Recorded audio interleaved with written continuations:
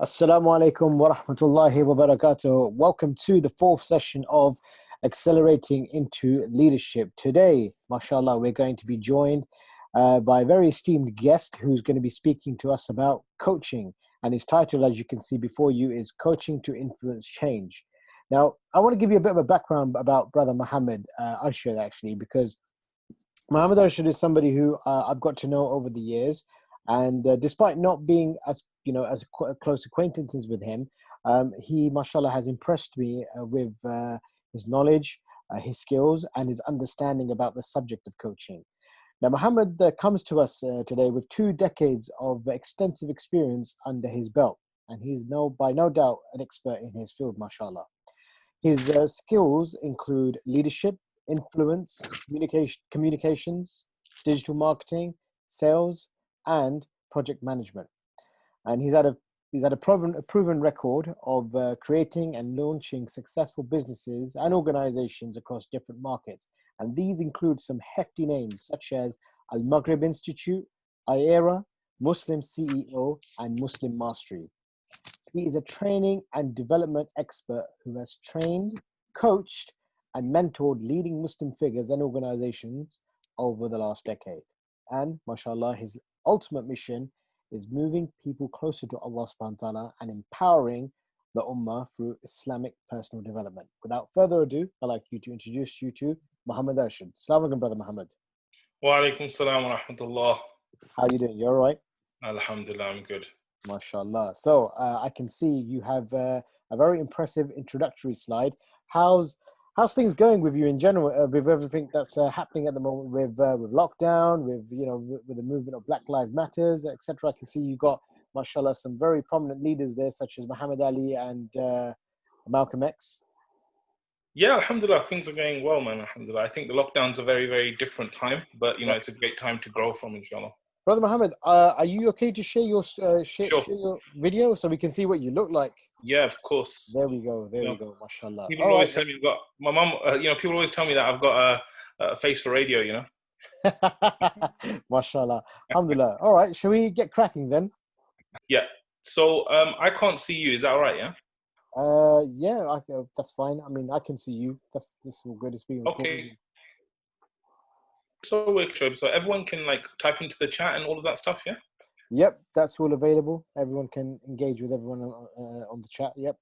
Fantastic. Okay, let's begin. Bismillah, alhamdulillah, wa ala rasulillah wa ala alihi wa ashabihi wa man wala. Amma ba'd. Assalamu alaikum, guys. Jazakumullah khair for joining. I'm really, really honored and pumped to be here. If everyone could just say assalamu alaikum, just so that I know you guys, type into the chat. Let's make this an interactive type of session. So just let me see. And let me see if you can see it as well, Shoaib. Yeah. Yep, I can see it. Yeah. Sister Lorna says, Assalamu alaikum. Great. Amina, Mahmoud. Okay, fantastic. If you guys could just tell me a little bit about yourself as well. I just want to know, I understand what the Leader Trust does. I just want to know, what kind of roles are you guys in? What kind of things are you doing? Just so I get some context, and hopefully I can adjust the training accordingly for you guys.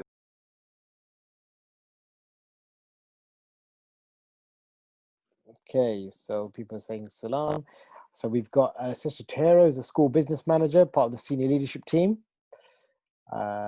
We have Rana, who's a class teacher. Tasneem, who's assistant head, who's getting very fast. Samira Bab, who's a class teacher. Head of science, Salim Malik. Zainab, head of science department. Saira, who's a new teacher. Hasina, class teacher and art coordinator. Deputy head of maths, Kashif Hussain. Sadaf Khalil, 10 years a teaching science teacher, head of school next year, mashallah. Azara, teacher, trainer, mentor, coach, tutor, principal, everything. And I'm slightly humble myself because I'm like, oh my God, Mr. and Sir and Mad's here and stuff. A couple of years in fact, expect teachers on another level, Mm-hmm. So it's really, really amazing that you guys are, and I like to guys doing. I think you're going to get massive, massive value. So I'm going over to Shoaib because I know there's a couple of things I want to cover. So over to you, bro. Assalamu alaikum. Right. So coaching and mentoring. So when myself and Brother Mohammad were discussing this topic, Brother Mohammad is a qualified coach, whereas myself, I'm somebody who has experienced coaching, and I had a coach designated to me, and I thought it was very important to highlight the difference between coaching and mentoring. And we start off with defining what both of these items are. So John Whitmore, in his book of Coaching for Performance, says coaching is unlocking a person's potential to maximize their own performance. It's helping them to learn rather than teaching them. So in a sense, it's asking you those questions to help you ponder, reflect, so that you can be the best version of yourself. And then mentoring, that's my definition there, because I thought, I'm not going to Google it. I'm going to understand what mentoring is. I'm going to tell you as it is. Now, all I need to do is, Brother Mohammad, is write a book. So mentoring is essentially teaching, advising, guiding someone to fulfill a task. This is someone who has little or no experience. And that's exactly the difference between the two. So if we proceed to the next slide, Brother Mohammad, you can see on the diagram that will become before you, you can see it's a Venn diagram. You've got two aspects to this. You've got the mentoring, which is on the left-hand side, and you've got the coaching, which is on the right-hand side. And this model literally represents the following. With mentoring, when we look at mentoring from a teaching perspective, this is somebody who's quite early in their tenure as a teacher. So this is somebody who needs to be told what to do, needs to be guided in terms of what to do, needs to be observed, fed back to, then targets need to be set with them, and then obviously you review those targets. So there's a lot of like hands-on sort of support with this kind of person, and there's nothing wrong with that. We've all been mentored, and we should be mentored as well, because how can you improve if you don't know what you need to do in order to improve? But then there's an opposite side to that as well, which is coaching. And coaching is literally with somebody who's experienced in their field. Doesn't have to have tremendous amount of years experience, but essentially what you do with coaching is you go through a process where critical questions are asked of you, and you are put in a process where you have to problem solve them yourself. So in a way, you are the answers are being teased out of you, and that actual experience is quite powerful, because it allows you to engage with what you have done and what you need to do in order to improve. And there you have it. It says coaches don't provide answers, they ask great questions, and that is what the element of coaching is about. Brother Mohammed, what have I said? Is it correct? Is it in line with what we're trying to do today? You're my sheikh. I should be asking you that. Alhamdulillah. Jazakallah khair. Go ahead. Fantastic. Okay, guys. So like I said, I want this to be a very, very interactive session, right? So what I want you to do is I want you to think about what it was like to be in year 7, okay? And I don't mean like the head of year 7 or the head of a department, but you as a child, like 11 years old, being there, year 7, what was it like for you? Like, can you remember what it was like being a child in year 7? Feel free to type in while I'm speaking as well, by the way, right? So I want you to go back to year 7. I want you to go back to, that whole feeling of you're kind of going to like a bigger school, and then at the same time, you're like kind of a bit nervous and you all this kind of stuff, right? And so there's all kinds of new things that I realized they did in secondary school, which they didn't do in the first school. So for example, one of the things they did very differently was PE, right?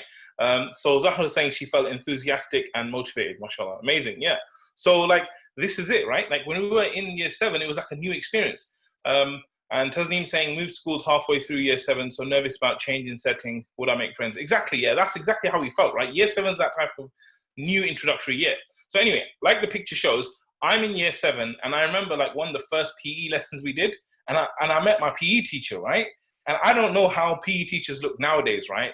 But in those days, like this guy was typical PE teacher. He was like 6'3" or 6'4". He was like proper muscular. He was like, he was wearing those really short shorts, the ones that Muslims probably don't wear, right? And we basically got into there, and he said, we're doing circuit training today. So we started doing circuit training, and we're going through the circuits and everything's fine. And then I get to this part where it's like, okay, you have to do a press up. So I'm laying there now, and I'm trying to do a press up, and I cannot do a press up. So this teacher, Mr. Lamont, shout out to you, right? He comes over to me and he goes to me, oh, you can't do a press up. I'm like, no, I can't do it. He's like, okay, what you do is do a half press up. For those of you that don't know, a half press up is like a loser press up, right? It's the one that you basically do on your knees, which makes it so much easier to do the press up. So anyway, I do this press up, right? This half press up, and I'm feeling good now that I can do half a press up. So anyway, just kind of carry on with that. Now, I fast forward like 10 years down the line, right? I'm in the back of my house. I got this outhouse, and we're in the outhouse with my friend Zishan, who Shoaib you know, right?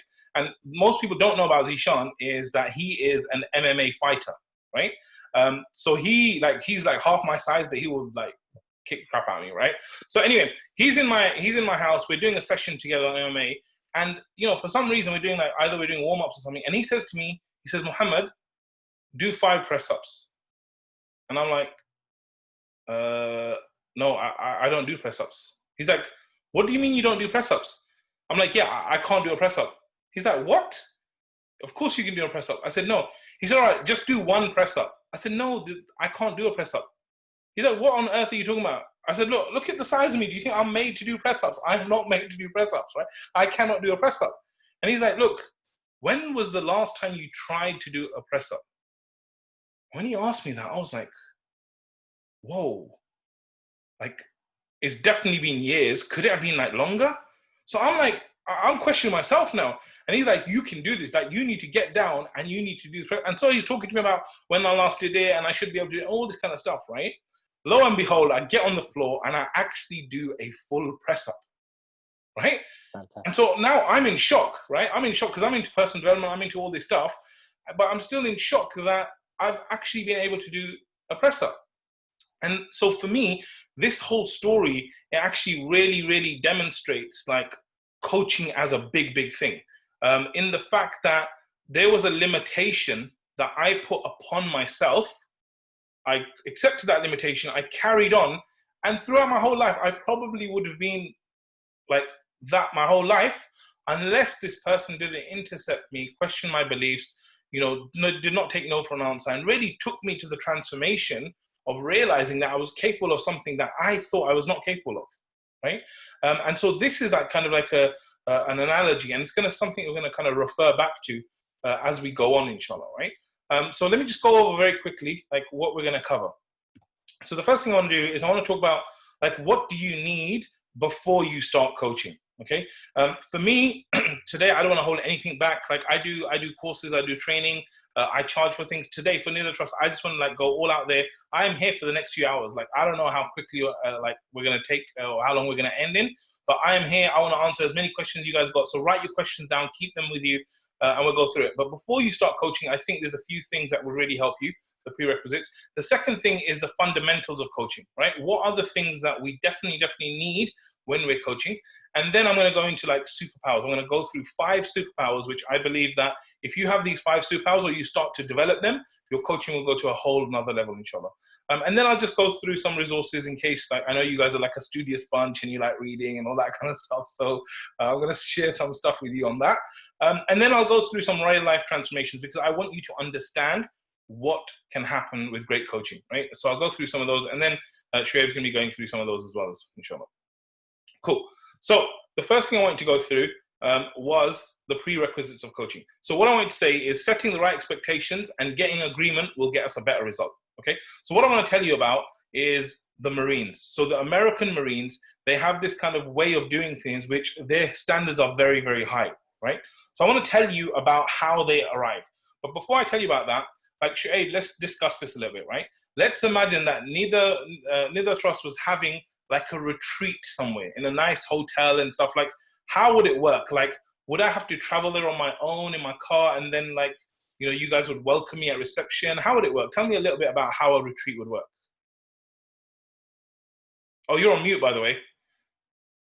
Here we go. Can you hear me now? Lovely. Yes, okay. Yeah. So if I can link a retreat to one of our events that we've done. Yeah. We always have welcome drinks out at the front to welcome our guests. The senior trustees are there.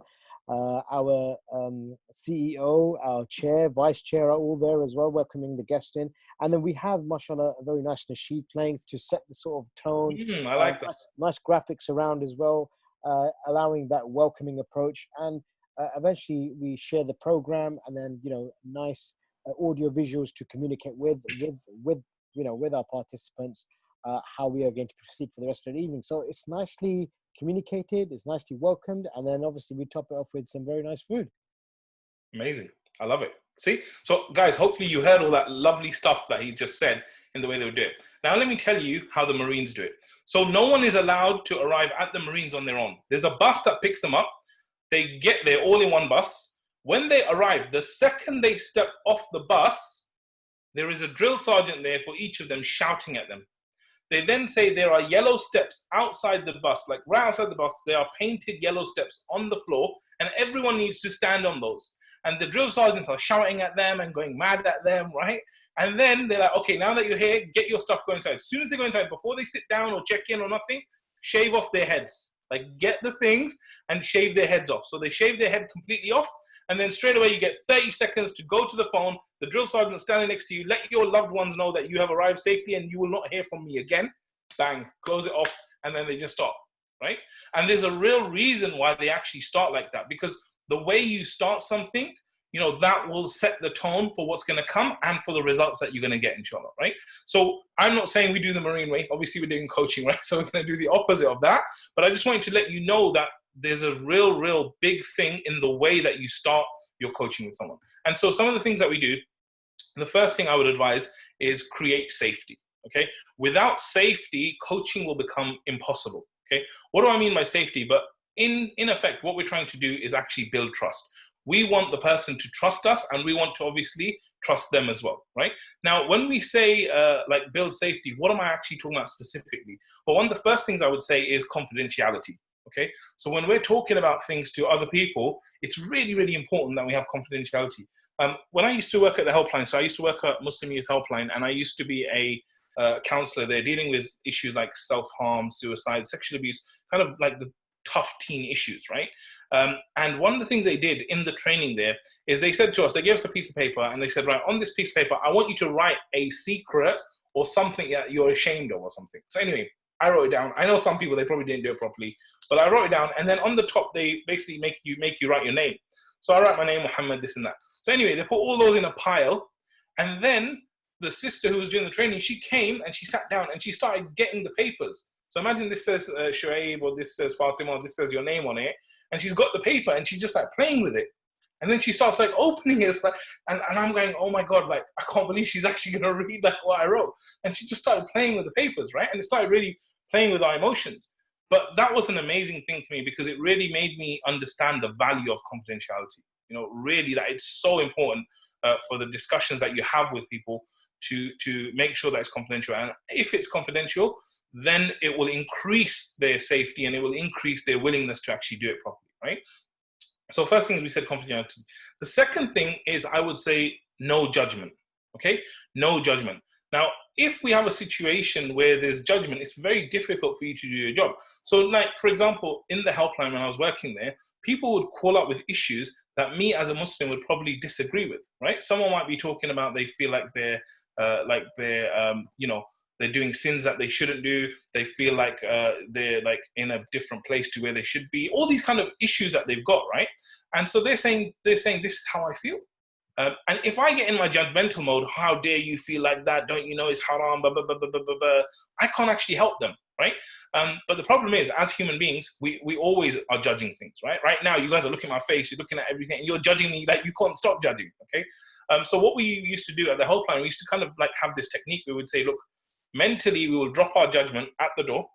And when we leave tonight after the shift, we'll take our judgment with us, right?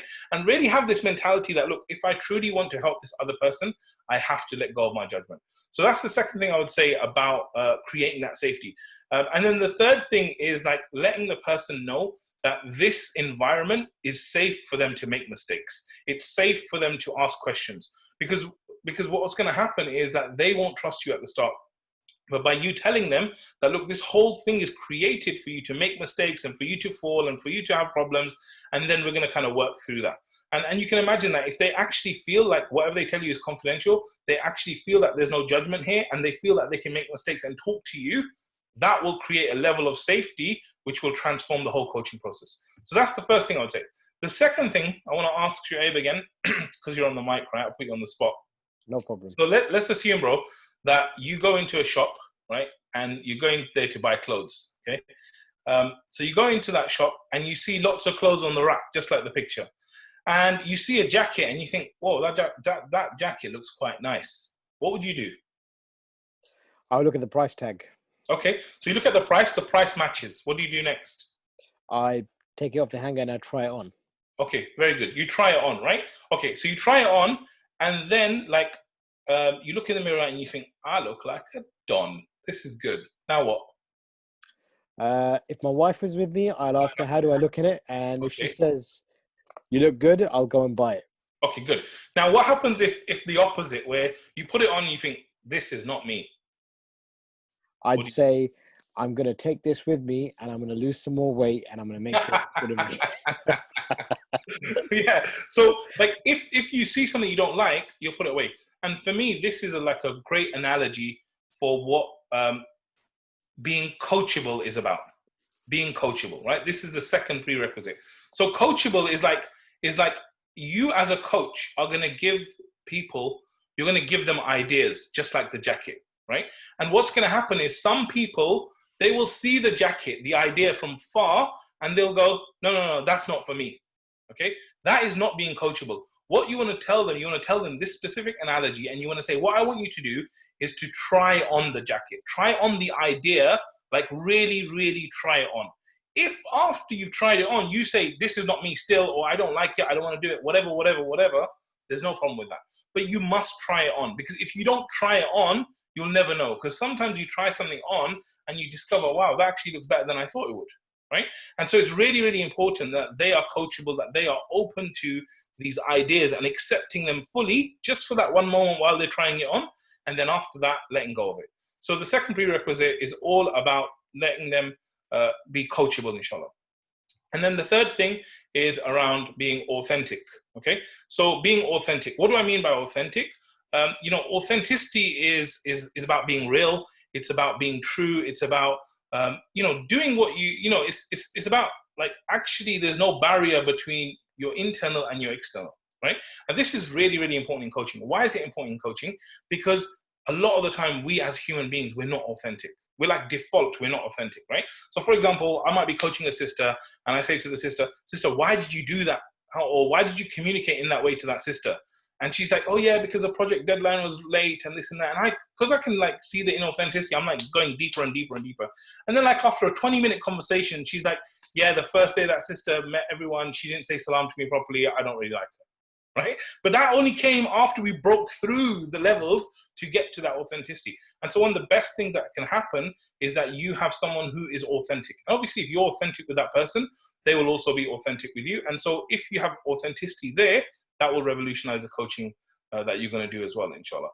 And then the last thing I want to say is that I think that coaching really requires you to be courageous. Like, you have to be courageous, you have to be committed, you have to be consistent, right? Obviously consistent in a positive way, but fundamentally, like, as we go forward, you're going to learn that there's a lot of things that we're going to do in coaching which requires a lot of us as a person, right? And there's going to be things that you have to do that are uncomfortable for you, but you have to do them for the benefit of the other person, right? Like, if I'm sitting here on a helpline call, listening to someone talk about how they're going to do suicide, like that's an uncomfortable thing for me, right?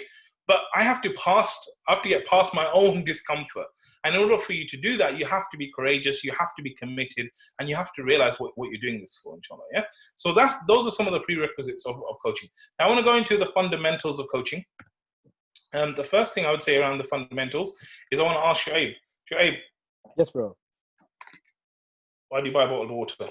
To hydrate yourself, keep yourself fit, healthy. Why? Because you're fit. Yeah. Why do we buy a bottle of water? To quench our thirst. Excellent. I hate when people get the right answer first time. No learning. Okay, good. You buy it to quench your thirst. Yeah, excellent. So when it comes down to it, fundamentally, when you get the water, you're saying you want it for quenching your thirst. What happens if you're outside, you're really thirsty, you buy a bottle of water, and you drink the bottle of water, and you're still thirsty? Like, you're really thirsty. What would you do? I would perhaps choose a different beverage. Okay, so you drink something more, right? Yeah. So fundamentally, what we need to understand is that the reason why people buy something even as simple as water is that they're looking for a transformation. Because before you drink the water, how are you feeling? You're feeling like you're thirsty. You're feeling like you're dehydrated, right? And what you hope is that after you drink the water, you'll become hydrated, you'll feel better, your thirst will be quenched.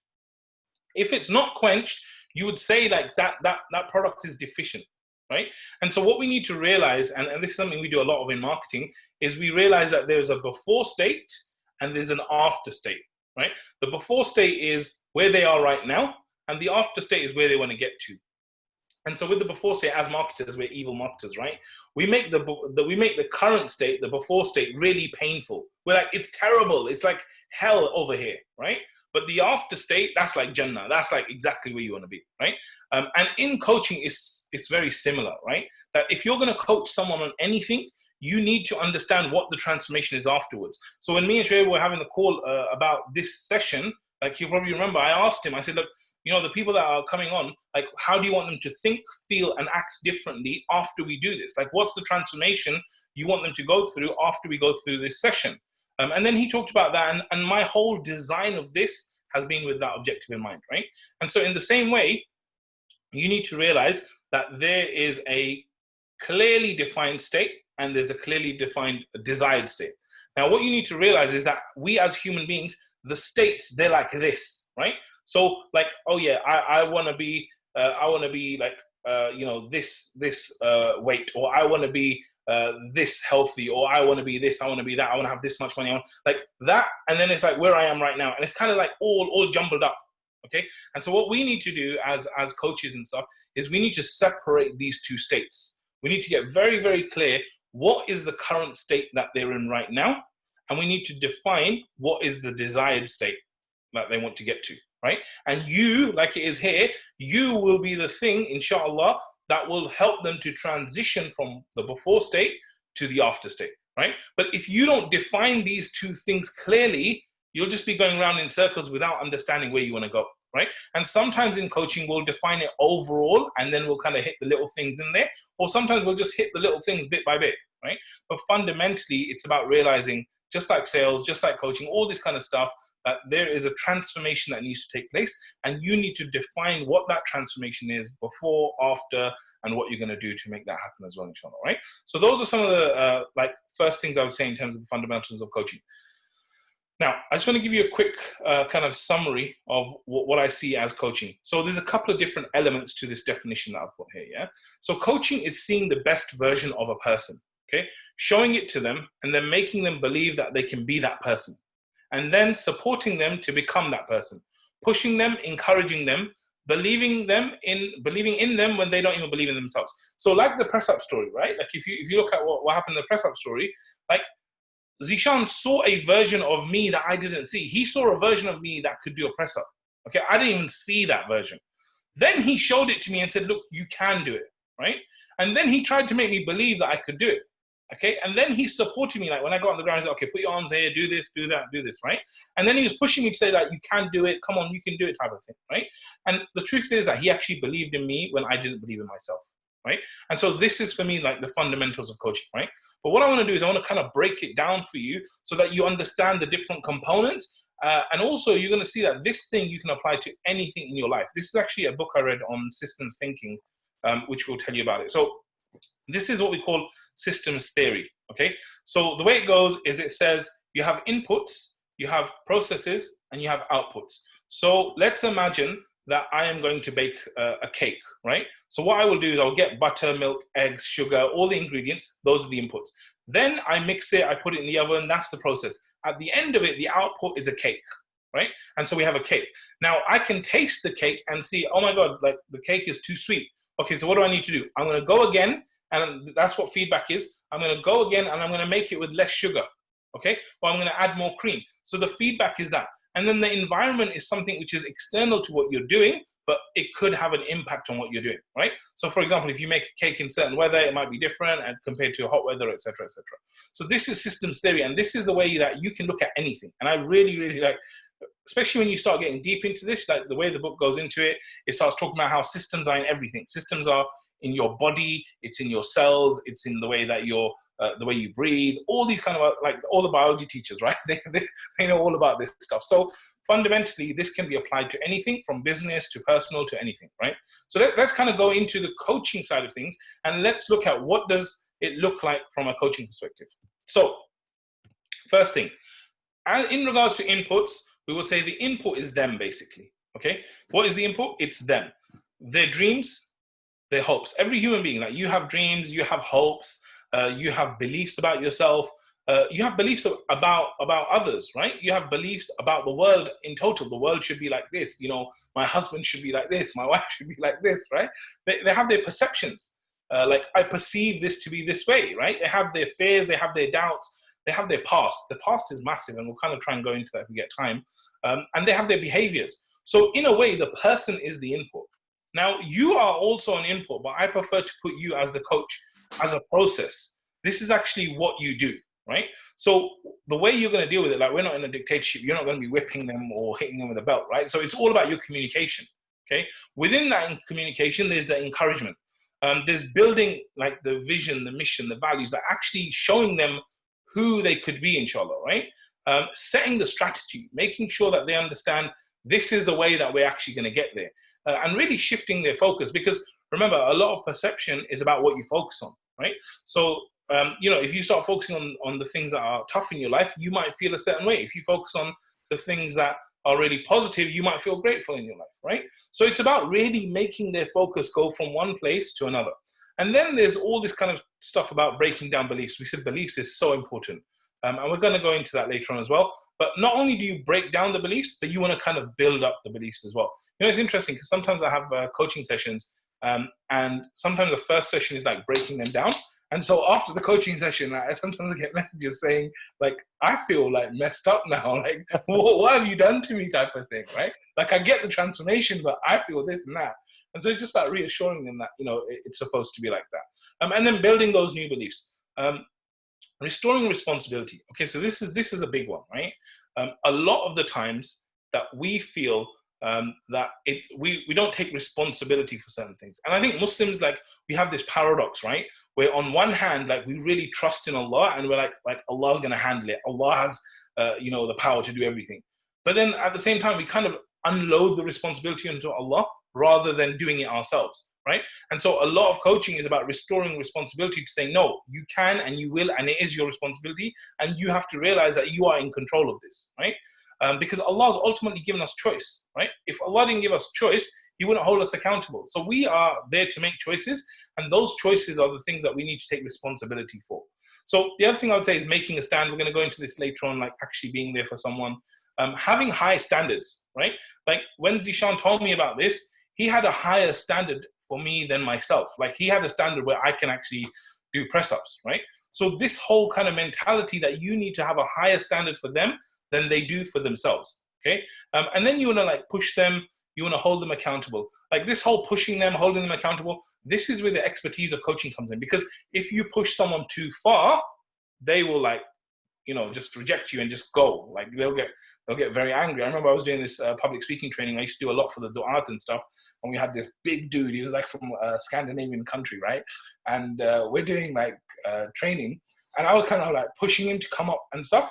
But he had some really big demons about like doing public speaking. So he just like erupted on me in that moment, right? And maybe I pushed him too far. So it can happen where you need to like find the balance between pushing them. But if you don't push them enough and you just like let them go, they'll become like children, like very spoiled and all this kind of stuff, right? So you got to have a good balance. And I'm sure that as teachers, you guys are really, really aware of this stuff anyway, inshallah. And then the final thing, which I think is probably one of the most powerful things out there for transformation, and that is a new identity, okay? So identity is one of the most, like, in personal development, if you look at it overall, it's like one of the most powerful things. Why? Because when you form an identity for yourself, staying consistent to that identity becomes very, very easy, right? So for example, like a lot of Muslims, they're not really that tempted by bacon or pork, right? It might be like an Asian thing as well. Like we're like very, very against, you know, doing pork and all this kind of stuff. Because in our identity, like we are not a person that eats pork or bacon. Like I'm not a person that eats pork. It's very easy. It's just in my identity, I don't do it, right? Or maybe like I might have a big beard, right? And I'll be like, yeah, you know what? Like someone who has a beard doesn't go clubbing, so I'm not really gonna go to a club, right? Like the identity of who you are plays a massive role in the way that you act. And actually, if you can craft a new identity, it transforms everything. And if you think about it, that's what happens with a lot of us as we develop. Like I remember as I became more practicing, my identity started to shift. where today I probably wouldn't do some of the things I was doing when I wasn't practicing, right? And so this is something we can use to build a new identity. So when we're saying the desired state, it's not just about goals, right? It's not just about, oh yeah, I want to do this, I want to do it. It's like, who am I going to become as a person? Let's define that, right? Let's actually work on exactly that as well. And then when it comes to like, what are the outputs? Let me just kind of move this to the side.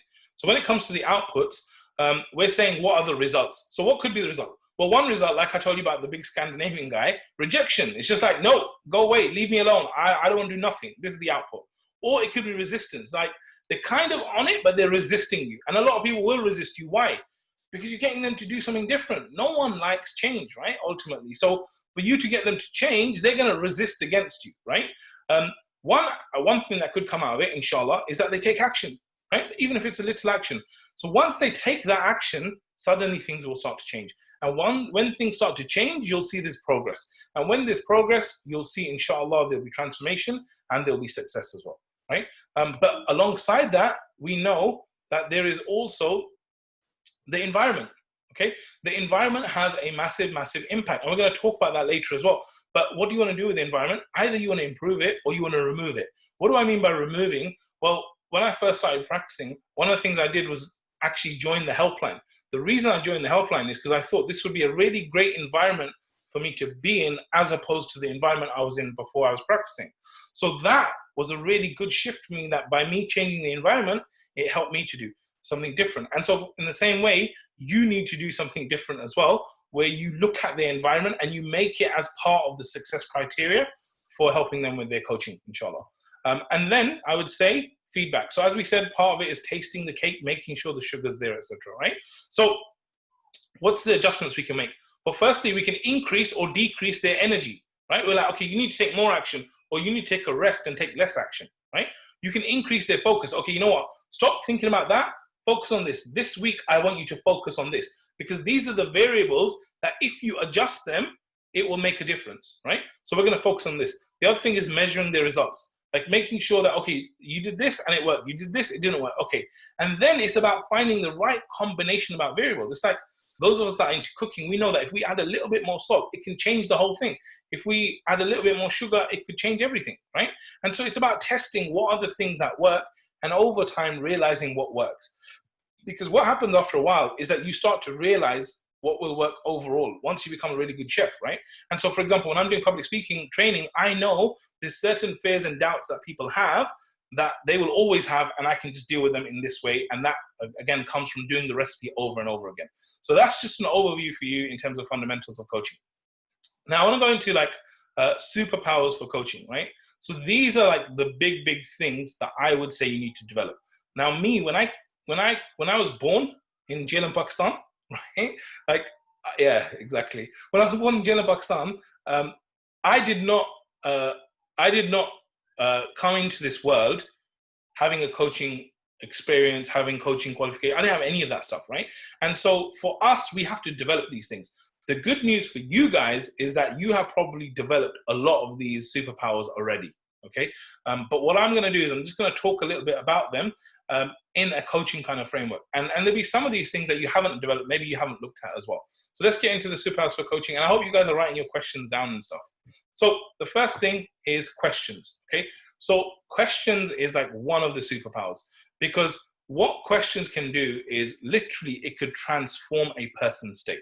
It can transform a person's state, right? So like, I want you to think about, for example, those of you that have been on Umrah, right? Has anyone been on Umrah? If you guys can just type, yes, I have been on Umrah. If you've been on Umrah, I just want you to describe what it was like seeing the Kaaba for the first time. Like actually being in the Haram, like seeing it and like being there. Just tell me in a, yeah, that's a good word. I like that. Okay. So Abdul Rakib says surreal, breathtaking, emotional. Yeah. Like even me saying surreal, like I can picture the first time I was there. It's like amazing, right? Like just bam. Yeah. Whoa. Exactly. Right. So you imagine like, just imagine like how you're feeling now thinking about that. Right. And what did I do to get you to think like that or feel like that? It was just a question. Okay. So you can shift someone's focus just by asking a question. And that's why I love questions. Like when I'm training du'at on how to give dawah, I always tell these guys, I'm like, why do you guys tell people? You know, you get these du'ats who are like, yeah, Allah said this. Da, da, da. I'm like, why do you tell people? Why don't you just ask questions? Because if you ask people questions, they will get to the conclusions that you want them to get to themselves if you ask the right question, right? So the reason why I asked you about the Kaaba and Umrah, because I know how I want you to feel. So I asked you the question that would get you there. Now, if I start asking you sad questions that I don't want to do, like think about someone who you loved and this happened, and like you'll start feeling like that, right? And this is why in communication, like questions is so, so amazing. And so you need to get into this mode where you really, really start asking intelligent questions. Remember, the quality of the answer will depend on the quality of the question, right? And again, like you guys are teachers, so I feel like I'm kind of preaching my sheikhs on this, but at the same time, I want you to realize the value of questions, because sometimes as we become familiar, we can forget, right? There's a really good framework that that my Sheikh Shuaib shared with me in terms of like asking questions, right? So this is actually a good model for you guys. In this presentation, I didn't really want to share models with you because I wanted to deal with the psychology and the mindset of you as being a coach and the kind of things that you need. But I think it's really, really good that Shuaib shared this with me because it starts to give a real structure in the way that you can deal with it. So you can see here, the first thing is like goal, like what do you want to achieve? This is like the overall objective. This is like the transformation. So what I want you to do is when you're thinking about goal, I want you to think about transformation, right? And then it says in reality, like where are you now? Again, this is the current state, right? Options, what options do you have? So like, what are the different options that you want to do? And then which choices would you make? Okay.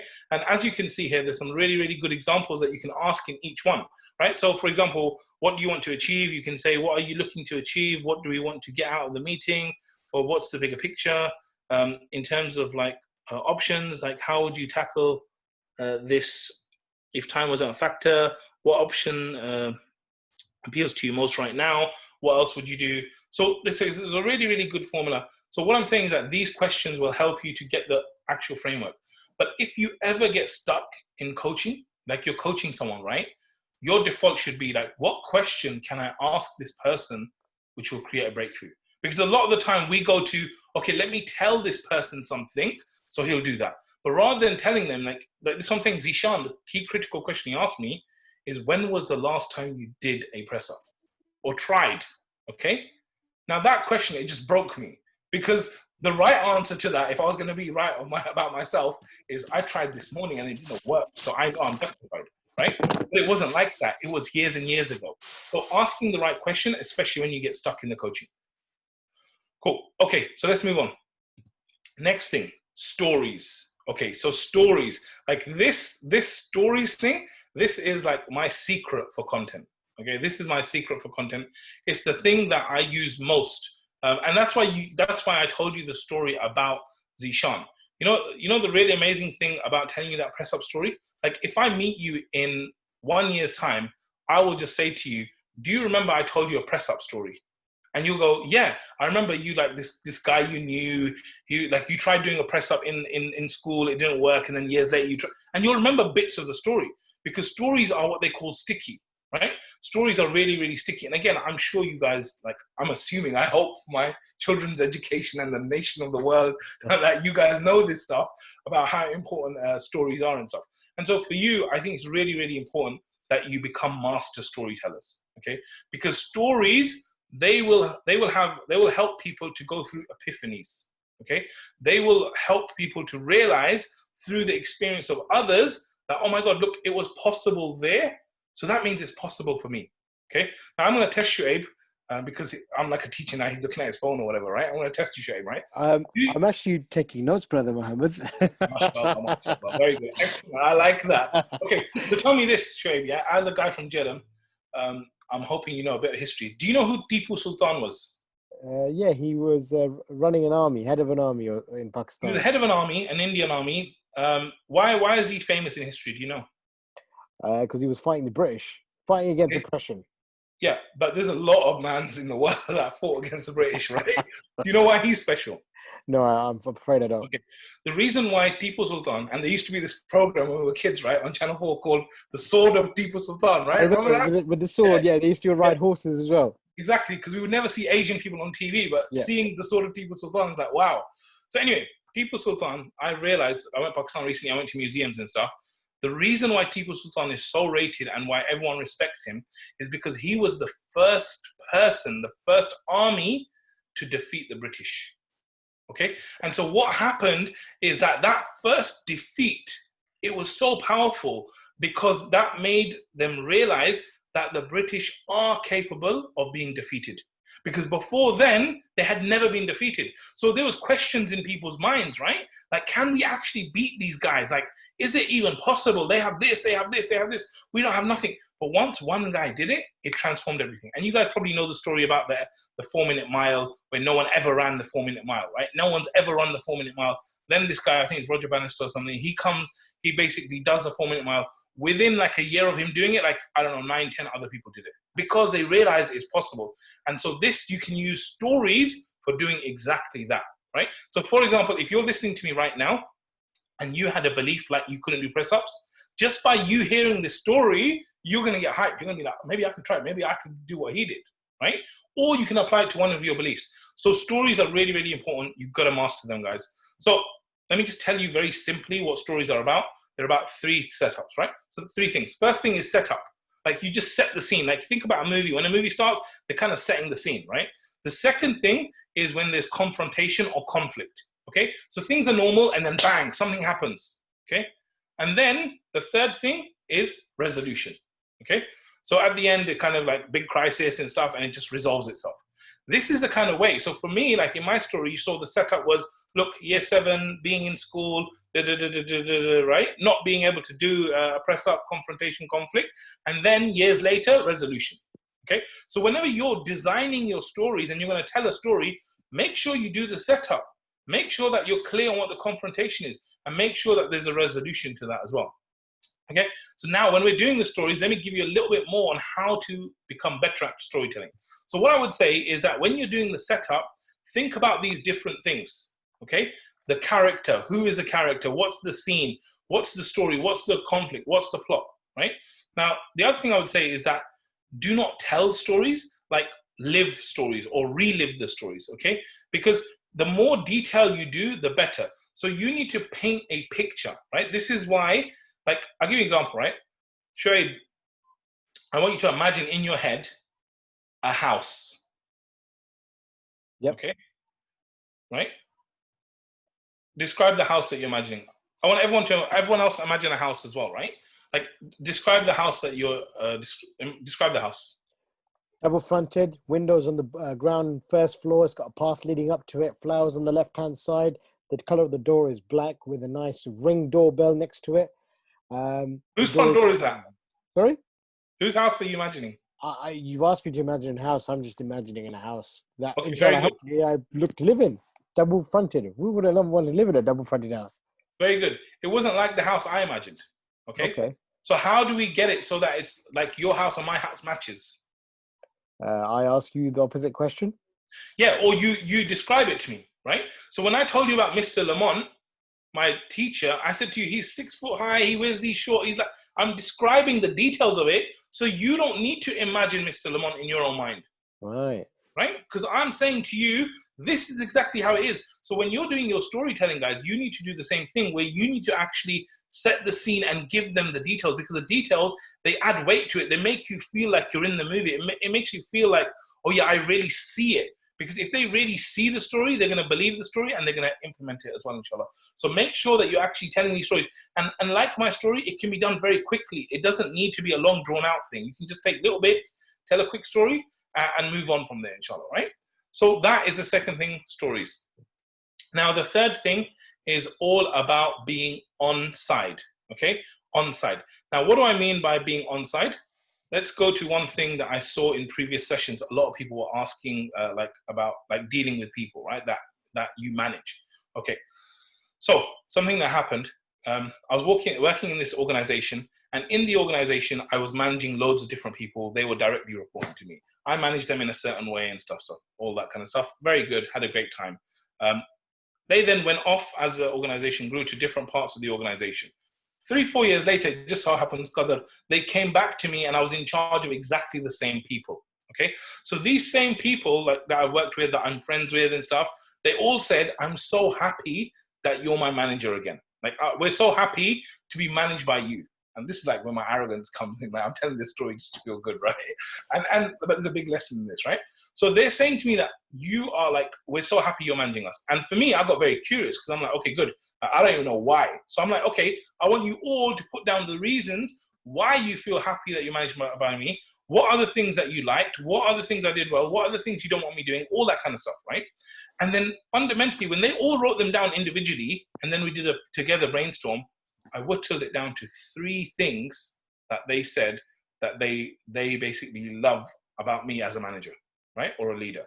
And for me, like, I was surprised that after all of that with these different individuals and stuff, like it came down to 3 things. Okay. Do you know what the 3 things are? Yes, please. Okay, you need to subscribe to my... No, I'm joking. Okay, so, like, the 3 things are very, very simple, right? The first thing they said is that, look, in us doing our jobs, like, you help us. You help me, right? You help me solve my problems. Like, if I don't understand something, like, they really felt like I was helping them deal with their problems. For example, there was a brother who in Al-Maghrib, he was a logistics head, and it was the first time he was doing logistics. He had no idea. He tried it. I explained it. He couldn't do it. We went back and forth over calls and stuff. Couldn't do it, right?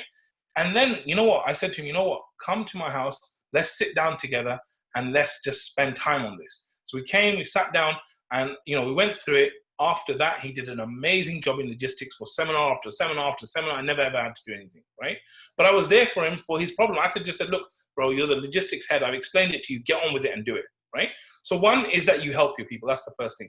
The second thing, they said is that you help me to grow. Like, you actually develop me as a person. When I'm with you, I feel like I'm developing. I feel like I'm growing. And this growth and development is a human need, right? So they might not be getting that from anywhere else in their world. And they're coming to work thinking, I'm going to work to work. But if they're developed by you, then they're going to see that as a bonus. That's like amazing. Like, you're making me into a better version of myself, right? So growth and development, and this is what we're doing today anyway, is going to make a massive impact in the way that they perceive you and the way they think about you, okay? That's the second thing, okay? Trey, what was the first thing? Help people. Help people, exactly. Solve problems for them, right? And then the second thing, like we said, is really, really... What was the second thing, Trey? Growth and development. You guys it's note taking, bro. It's note great teachers are great teachers as well, mashallah, right? So the second thing is that, right?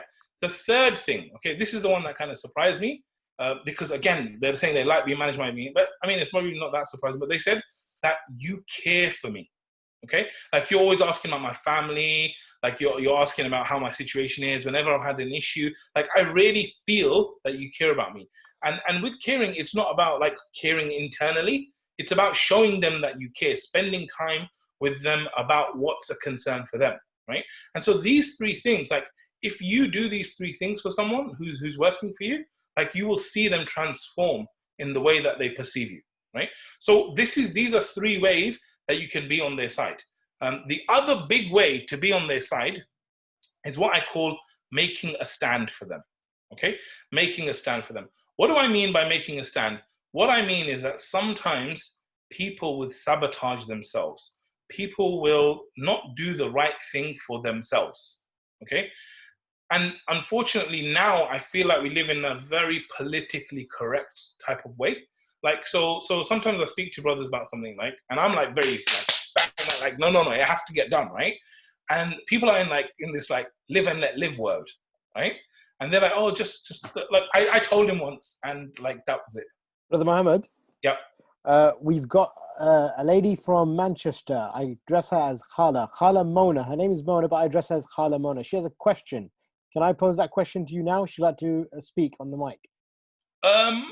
It depends on you guys, because I'm here till I'm here, right? I've got the content. So if we have a question now, we get into discussions, it might delay the time for this. So inshallah, it'll be a quick question, I'm hoping, sure. But I'm going to unmute her, please, if that's okay. Sure. Khala Mona, you are now unmuted. Go ahead. 1 second. Let me just make sure it is unmute. Go ahead, Khala Mona. Brother, assalamu alaikum, everyone.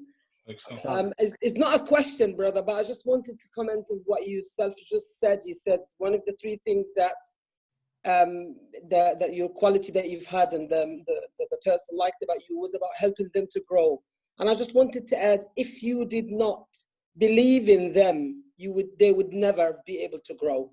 And that's definitely very important, to make the person in front of you feel that I believe in you and I believe that you are able to do it. And that really gives them a bit boost their confidence and make them able to grow. And I'm sure you've done this. I just wanted to add this. Thank you. Jazakallah khair. That's really, really excellent. I'm really glad you said that, because again, this now comes back to, see, a lot of coaching, we're focusing on the person, right? This actually comes back to you as well, right? Like Khala said, that if you don't actually believe in that person, or you perceive them in a certain way, because like as managers, right, sometimes we're like, okay, look, those are the good guys, they don't make trouble. Those ones there are the bad guys, right? Like they're always making trouble. So my perception of them is a certain way, right? And so obviously perception is reality. So like you're absolutely right, like actually believing in your people and having the right mindset towards them, that's critical. And that's why one of the resources I'm gonna suggest to you guys, like in there, they've got this amazing formula for communication. And the thing they say in there, the first thing is called start with heart. Start with heart. Like you have to look at your own heart before you actually start dealing with the external world. If you don't deal with your heart properly, it's going to affect the way you kind of go out and stuff. So Jazakallah khair, excellent point there as well. So as I was saying, like in terms of making a stand, I say we live in this world of live and let live. Now, I'm not against that. I'm not against freedom or anything like that. I'm not saying everyone should be a slave. Nothing like that at all. But what I want to ask you, right, is imagine that you knew that your child was going to the hellfire. Like, may Allah protect us, right? Like you knew the actions that they're on, the path they're on right now, like they're going to go to Jahannam, may Allah protect us, right? Like, would you just be that type of person that goes, oh yeah, I told him once that, you know, Allah's there and Jannah's there. And I told him once, so that's fine. You would never do that. You would never, ever do that. If you really cared about your children and you cared about their akhirah and this and that, you would do everything in your power, right, to try and get them on the right path. And I'm saying, like, just like you have this love and concern for your children, try and widen that for the people that you're coaching, okay? And have that concern. Don't be that type of coach who's just like, oh yeah, okay, no problem, you do it, you don't do it, it's up to you, your loss, your win. No, because with your own children, you wouldn't do that. So if you can bring that same empathy, that same authenticity that you would have for your children, for your family, for your friends, for the people that you really care about, that's next level. Like, we don't have time to get into it today, but if you look deeply at the Prophet ﷺ, like there's ayahs of Quran where it says it is as though you will kill yourself over their disbelief. That's what Allah is saying to the Prophet ﷺ, that your concern for their disbelief is so high that it's affecting you. It's actually going to kill you, right? Because the level of empathy that the Prophet ﷺ had for other people was next level. And unfortunately, like I find in today's world, most of us have empathy for ourselves, for our wives, kids, dads, mums, all this. But for a general person, like the empathy is not at that level.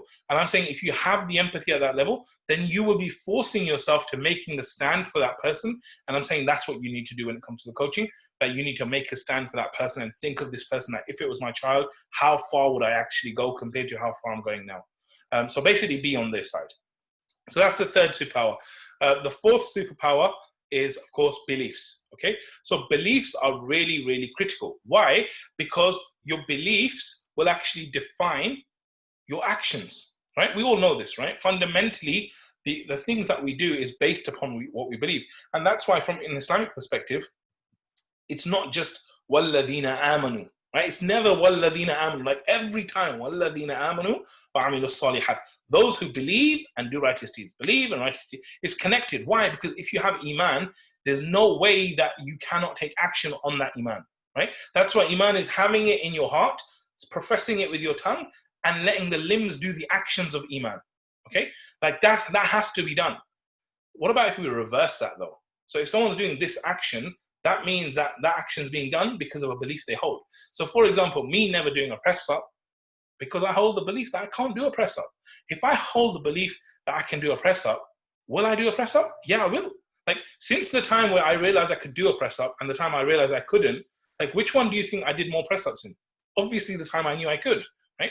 So beliefs are a massive, massive thing, okay?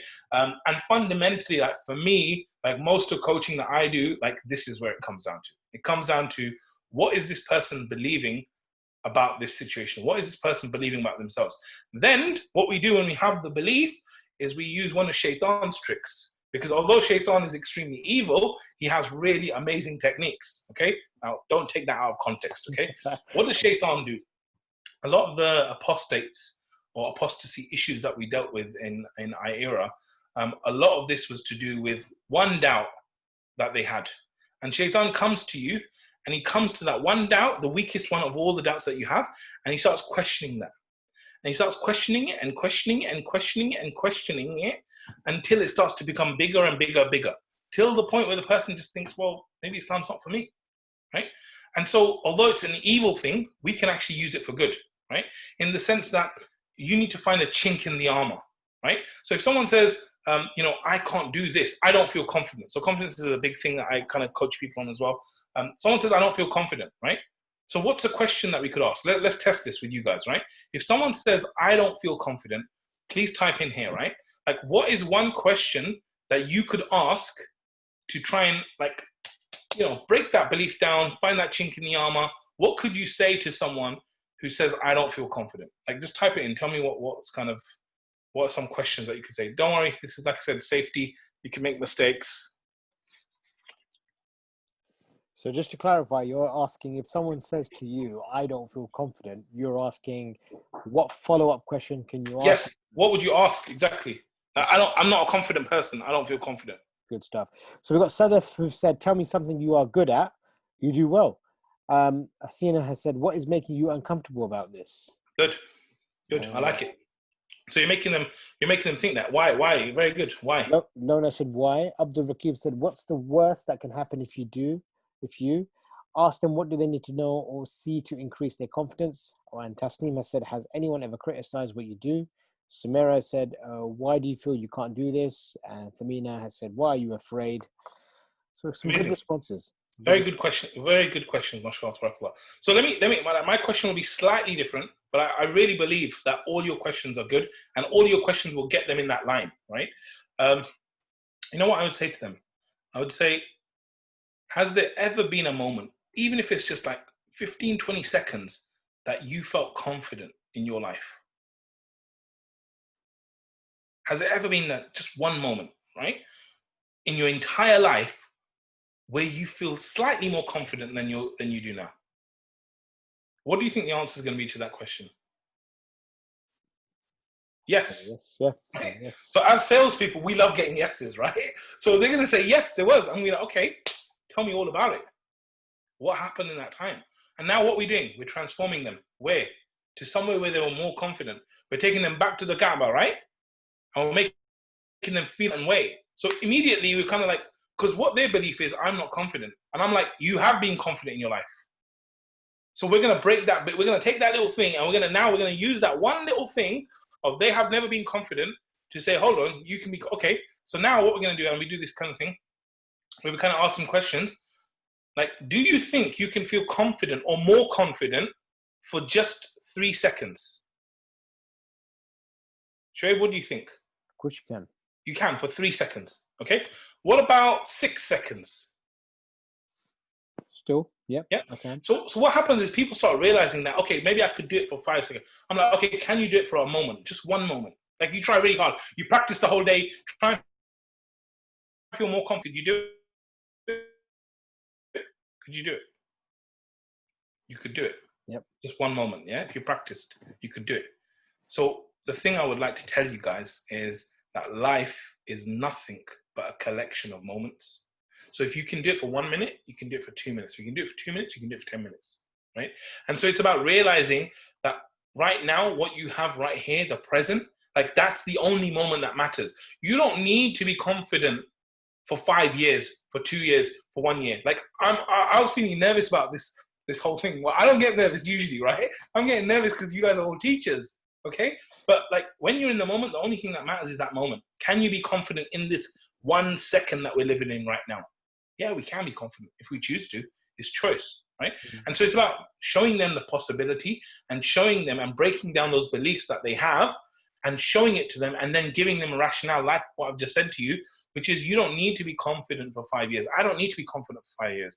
I just need to be confident while I'm here presenting to you right now in this one moment, not even for the whole time, because what's done is done and what's going to happen in the future is going to happen, right? So breaking those beliefs down. and using shaitan's strategy of questions and going for that kind of doubt. And like I said, beliefs is like the big thing about this. Then the fifth thing and final superpower is influence. So influence is a next level thing. I wish I had it with me. So I've got this book that you all know about. It's by Mr. Hart, and it says that the number one, it's called the 100 most influential people of all time. And number one on that list is the Prophet Muhammad Sallallahu Alaihi Wasallam. And there's so much stuff I can go into that I specifically teach, right, about why the Prophet Sallallahu Alaihi Wasallam is so influential. And you'll learn like next level of the way he is, right? So anyway, that book, pop quiz for you, Shoaib, just to make sure you're paying attention. Do you know in that book of 100 influential Muslims, there are only 2 Muslims in the whole of that book mentioned? One is Prophet Sallallahu Alaihi Wasallam, who is number one. Who's the other person that's mentioned? Does anyone else know? Go on.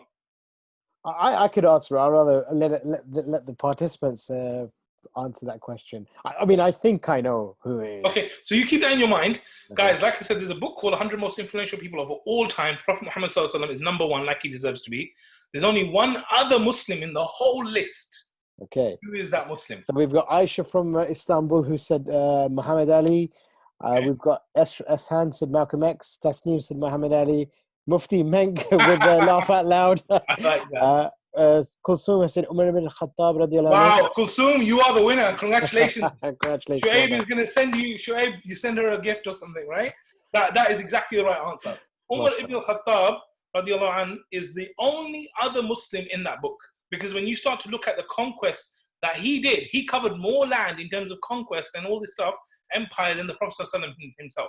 What about Sultana's answer? It is right, actually. Isa alayhi salam, she's written. Ooh, this is very good. You got me. She deserves a double prize, mashallah. That's actually excellent. You see, the writer wasn't writing it from a Muslim perspective, but yes. You're absolutely right. And yes. You know what?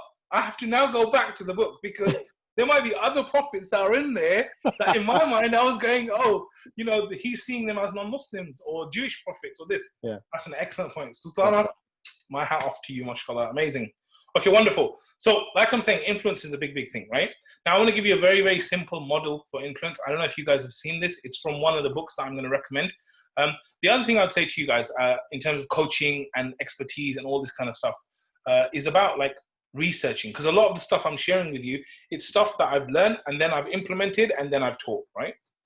So with this model, it's called, what do you see here, Shoaib? An elephant with a human being on top of it. Very good. What is a human being called when he's on top of an elephant? The rider. Ah, very good. I like it. Oh, do you know this, yeah? No, I don't. Okay, you don't know this. Very good. Okay, so the rider's there, right? So there's a rider, there's an elephant, and what else do you see? I see him pointing in a direction. Okay, good. What else do you see? He's wearing a suit. He's quite smart. Good. What else do you see? I see the elephant obliging and following. Good. What else do you see? In a path. A path. Path. Very good. There's a path there. Yep. Yes? Okay, excellent. So this whole thing is a representation of you, Shoaib. You are an elephant. Okay, I wasn't expecting that, brother. I know you were. Oh, fine. This is a representation of you and every single person who's here and every single person, okay? Because there's 3 elements to this picture, like you already said. There's the elephant, there's the rider, and there's the path, okay? So this is a great model for influence. And once I go through it, like you'll see exactly what I mean, right? So the first thing is the rider, the guy who's on top. The rider represents the rational part of you. The rational part of your brain, the rational part of you. What is the rational part of Shoaib like? The rational part of Shoaib, like he knows the way, okay? He knows that's the direction. He's very analytical. That's the rational part of you. Logical, analytical, methodical. That is the rider. R for rider, R for rational, okay? What does the E for elephant represent? Guys, if R is for rider, is for the rational part of your mind. What is the E for elephant? Ego. Okay, interesting. Could be ego. What else? What's another E? Emotion. Very good. Very good, Asya. Emotion. So the elephant represents the emotional side of you, right? That is the emotional side. This is the part, like elephant, right? They want instant gratification. They're lazy. They don't want to move. Like that's the emotional part of you. But very strong. Okay? Who's stronger out of the two? Like if the rider wants to go that way, but the elephant wants to go that way, which way is it going to go? The other way. Which way? The elephant way or the rider way? The elephant way. The elephant way, right? And that's what we like as human beings. That if our emotions are very strong, then most of us, we don't actually have the power to go the way of the rider. And this is why you see a lot of people, like people who know, for example, like smoking is dangerous to your health. The rider knows rationally that smoking is dangerous. But the emotion, the elephant goes, I want to smoke, right? Okay, so that's the thing. What is the path? What does the path represent? If one's the rider, which is the rational side, the elephant is the emotional side. What does the path represent? Anyone know? What does the path represent?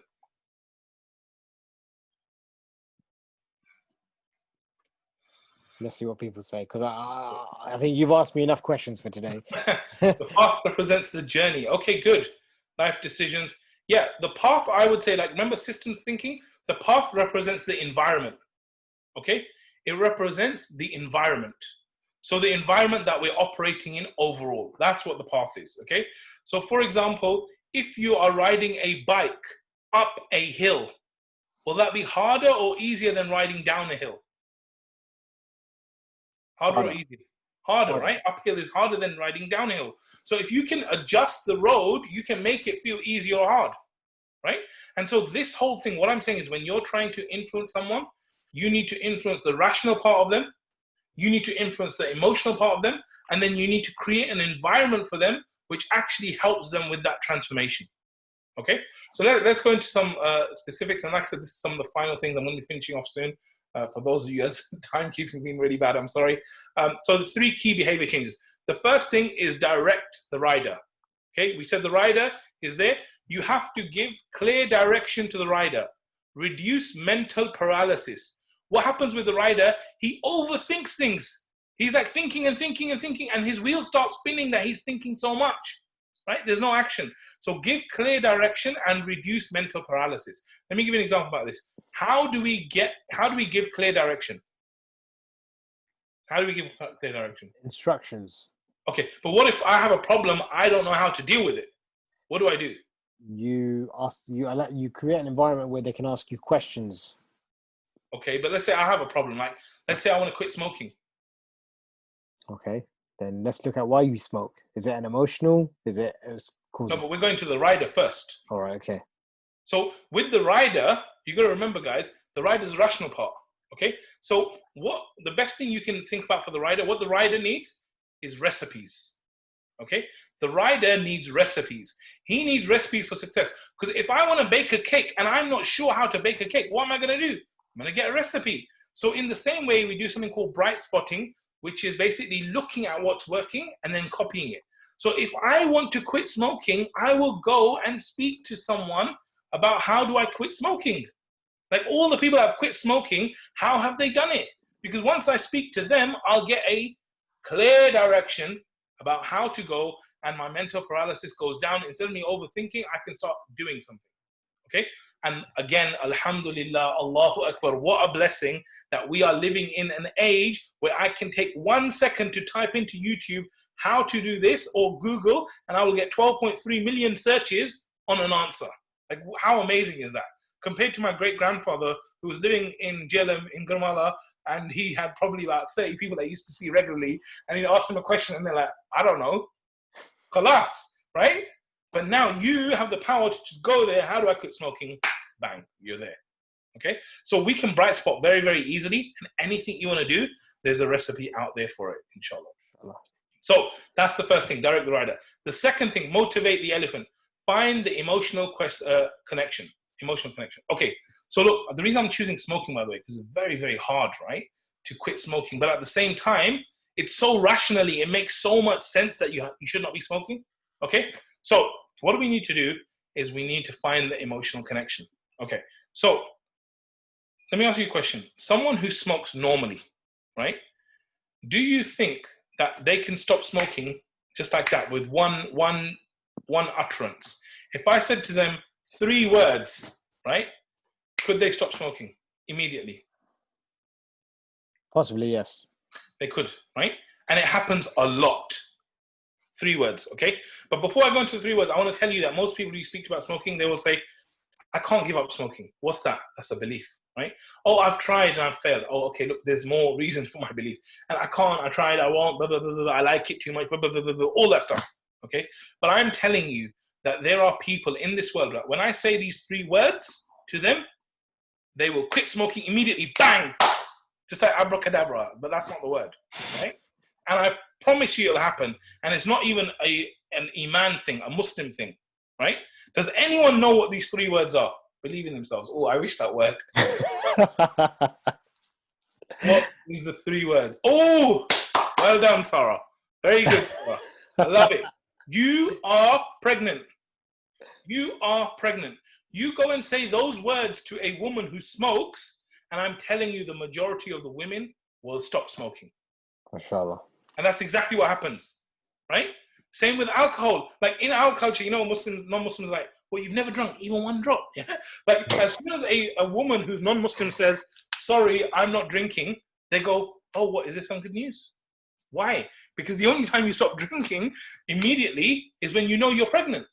Okay? Yeah. So why do they stop drinking? Sister Aisha asks a very good question. She says, what about men? Yeah, I know this is the curse of being a man. See, sister, it is not about being a man, as you've just seen there, right? So, yeah, I mean, it could be the secondhand smoke thing, right? But yeah. I'll give you an example though. That think about it. The same person who said that they cannot quit smoking, they've tried all this stuff. The same person will quit like that. Now, let me ask you another question. Could they do it if they're not pregnant? Surely, yeah, they can. Okay, so let me give you 3 words that you can do it with, even if the person's not pregnant. Go on. What's 3 words? Right, so participants, put your answers in the box. They're probably stumped now. What are 3 words I could say, even if you're not pregnant, that will get the person to stop smoking? I should sell a course on stopping smoking, right? You pretty well should, yeah. You should. Okay, I don't see any answers, bro. What's going on? So I'm going to have to defer to you, Shoaib. You have to give me an answer. You could die. Like that. Okay? Sister Southern's coming right now. You could die. That's good. Oh, look. Hasina, £1 million. Oh, that's good. Okay. Please stop smoking. I wish that would work. I'm not sure, bro. You gotta. Please send me money. Okay, excellent. Let me tell you what those 3 words are. Go on. You have to subscribe if you want it. No, I'm joking. Okay, so the 3 words, if you want a person to stop smoking, and they'll do it immediately, and they do, you are pregnant. Yep. That's it. If a woman is not pregnant, but she goes to her doctor and the doctor says, you're pregnant, she will what? Stop smoking. Even though she's not pregnant. What is going on here? Why would she? How can she do it now? Because before we were saying, oh, she's got a life, she's got this, she's got that, she stopped smoking, but she's not even pregnant. How did she do it then? What's the answer to? It's the life that's in her that she's No, she's not really pregnant. I'm saying she's not pregnant. For her child? No, but there's no child there. The difference is the doctors told her she's pregnant. She believes she's pregnant, but she's not. But right. Just because of that one belief, quit smoking. So she makes a mistake, like the doctors make a mistake somehow. They tell her she's pregnant. She stops smoking overnight, but she's not even pregnant. And that's it. So it's not the actual baby. What is it? It's the belief centered around, look, when it comes down to it, I cannot hurt this life because of my own elephant that wants to smoke. Does that make sense, guys? Like, I hope you guys are like seeing like what's possible just by that belief, right? She's not pregnant, but she can quit immediately. And she's the same person who before she was saying, oh, I can't quit, right? This is the power of influence, okay? And then the last thing I want to say in this is shape the path, okay? 2 examples of shape the path, and then we can kind of like move on from there and get into Q&A and stuff. Shape the path. So the first thing I wanted to say is when the Vietnam War was going on, I was watching something about the Vietnam War yesterday, right? When the Vietnam War was going on, they found that of American troops in Vietnam, about 50% were regular drug users. Okay? Regular drug users, 50%. What they did is they found when the war finished in Vietnam and they came back to the US, what do you think was the percentage of regular drug users? Guys, put it in the chat. What do you think is the difference? Like in Vietnam, while we're at war, they're like 50% of people are using drugs. Actually, which is a huge number, by the way. Yeah. When they get back home, after some time, they check what's the percentage of people using drugs now. So we've got Aisha from Istanbul who said 90%. Mm-hmm. Okay. Zainab said 0%. Okay. 20% Sarah. Taqwa increased over 50%, more than previously, half, 75%. Interesting. Very good. They said that they found through their research that less than 1% were using drugs. Wow. Less than 1%. Why? Because the environment has a massive impact on us as human beings. Mm-hmm. Okay? Now, let's do an Islamic version of the environment. What happens to you or me if we do not pray 5 times a day? Okay? Like just in our lives, we don't pray 5 times a day. What happens to you or me if we drop me or you in Mecca? Just drop you in Mecca. What happens? Transformed immediately, right? You start praying 5 times a day. Those that go on Hajj, all the people I know who's maybe they came back for Hajj, they still don't pray. When they were in Mecca, what happened? They prayed. Why? Because the environment has a massive impact on you, right? And so if you can help your clients, your students, your people, like mold the environment, it will lead to different results. So for example, if I have a Quran here, where I work every morning, like the Quran's here, or the Quran's in my cupboard locked away, am I more likely to read the Quran when it's locked away in my cupboard or here right in front of my face where I see it every day? I have to pick it up from my laptop down. Which one? The latter. The latter, right?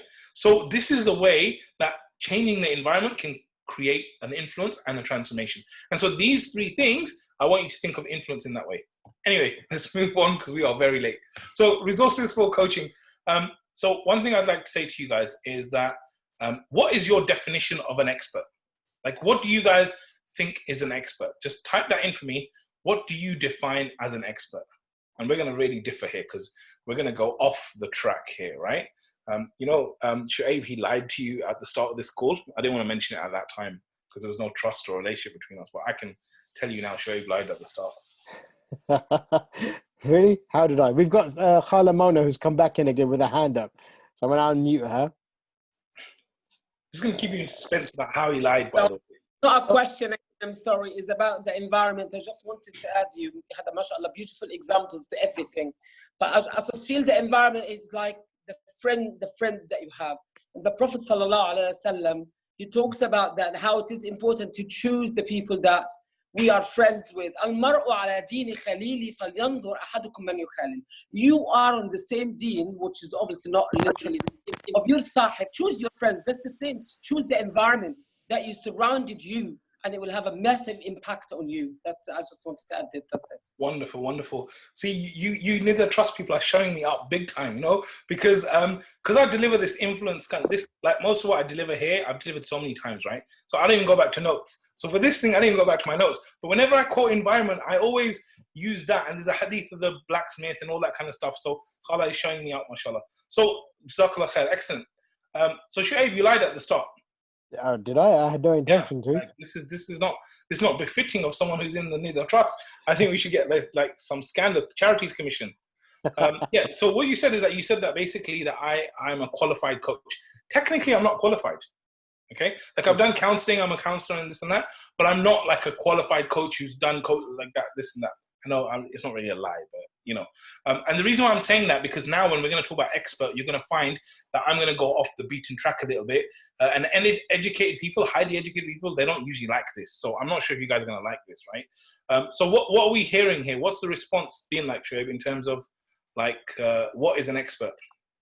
So people are saying on the chat, somebody who's experienced, somebody who knows the answers, someone that has knowledge and experience, certificate, degree, deep knowledge, profound subject knowledge, someone who gets the desired outcome, expect person who listens, understands and implements. So a lot of stuff around qualifications, experience, and understanding. Okay, very good. So now we're going to do a little bit of a test on this, right? Resources and like what an expert is. Let's choose something random. What's something random? Okay, I've got something random here.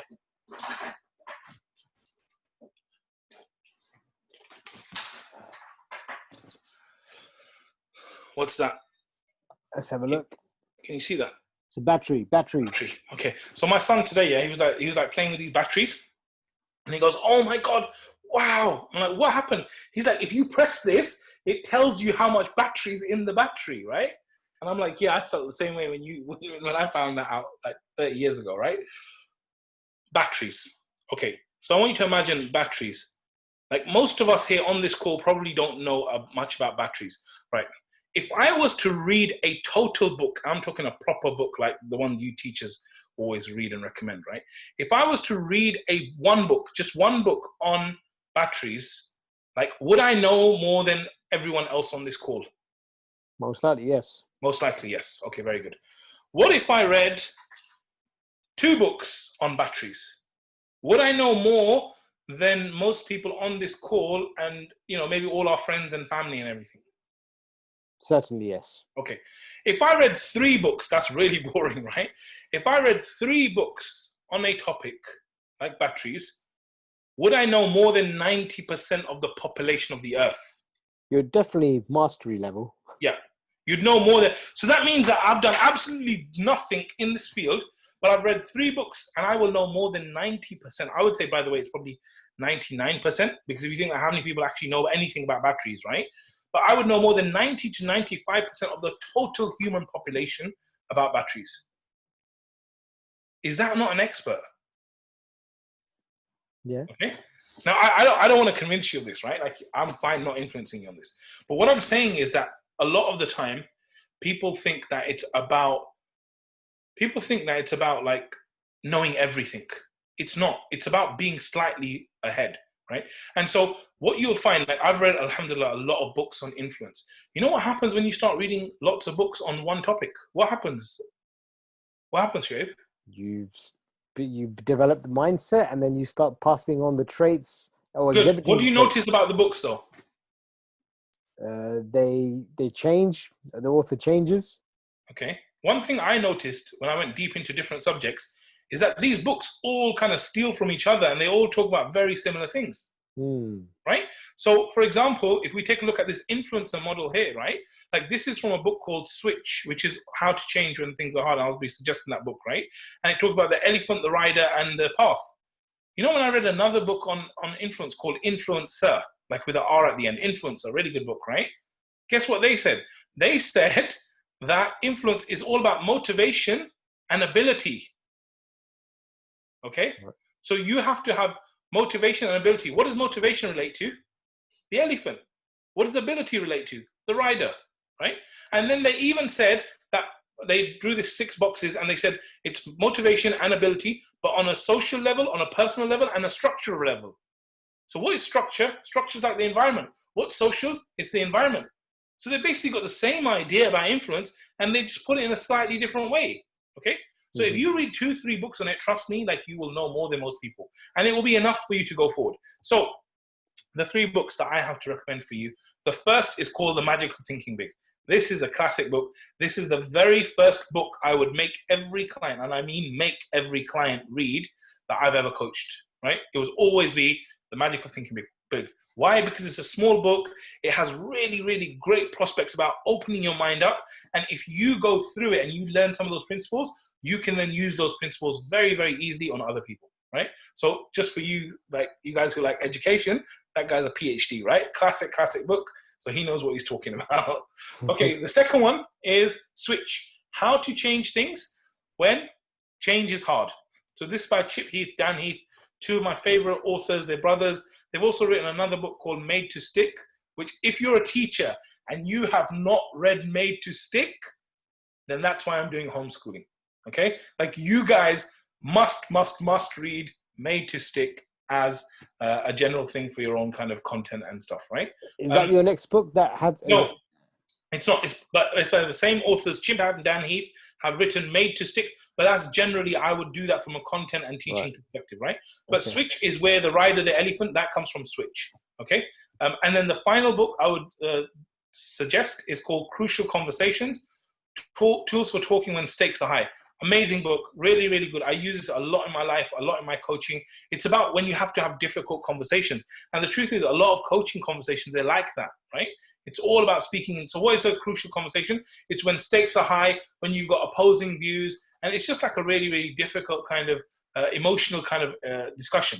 And there's really, really good methodologies in there on how to do that. So these are the 3 books that I would really recommend you guys read them and go into them. The other resource, of course, plug it, right? It's Muslim Mastery. So I have 2 free sessions that we do as an online training for you guys. One is about mindset, which is really, really good. It's going to change the way you think about happiness, all this kind of stuff. You go to muslimmastery.com/happy.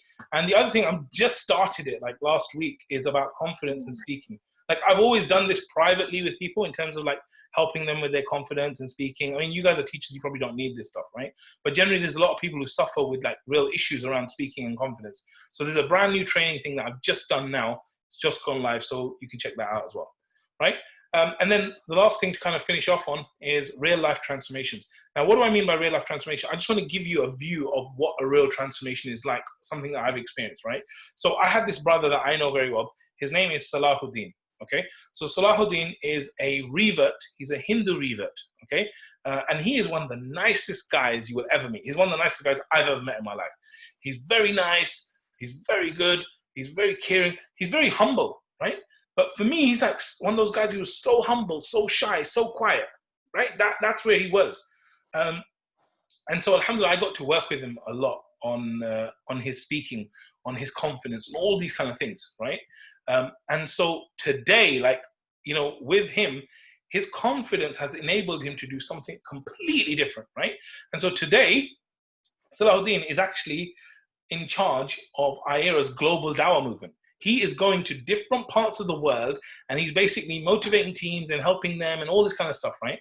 And he said to me, he said that he got this chance to speak at Masjid al-Aqsa, right? Like the real one, not the one in Barking, right? The real Masjid al-Aqsa in Jerusalem. He was asked to give a speech there. And he said, because of your coaching, alhamdulillah, and Allah, obviously, I was able to do that speech, right? And so this is amazing. And the reason I'm sharing this is not to like brag about myself, but to show you that if you invest a little bit of time and stuff into people, like what they will achieve will be amazing for them. And obviously for you, inshallah, if you do it with the right intentions, right? So this is one. The second one I want to show you is a sister called Khadija, whose name I've obviously changed because that's going against confidentiality. If I say this is Shu'aib, right? So anyway, I want you to take a minute, right? And just read what she's writing there, okay? So she actually dealt with me from a business perspective, but as I was coaching her, I was like, hey, there's something going on here. So I went into it. So just take 1 minute to read that. I can get some water.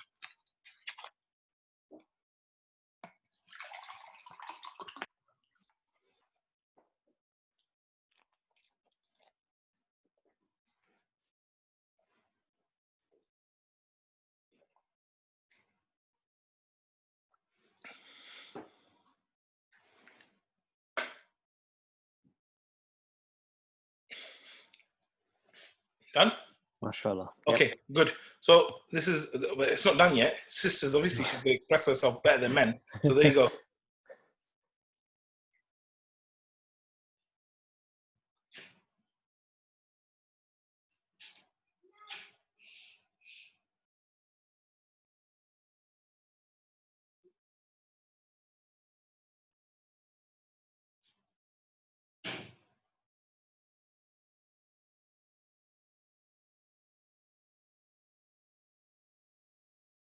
Okay, so you're done, yeah? Yep. Right. You know, this is insane. For me, this is insane. And this is what I'm talking about when it comes to coaching, right? Like, this sister has lived her whole life resenting her mum, right? Having a substandard relationship with her, right?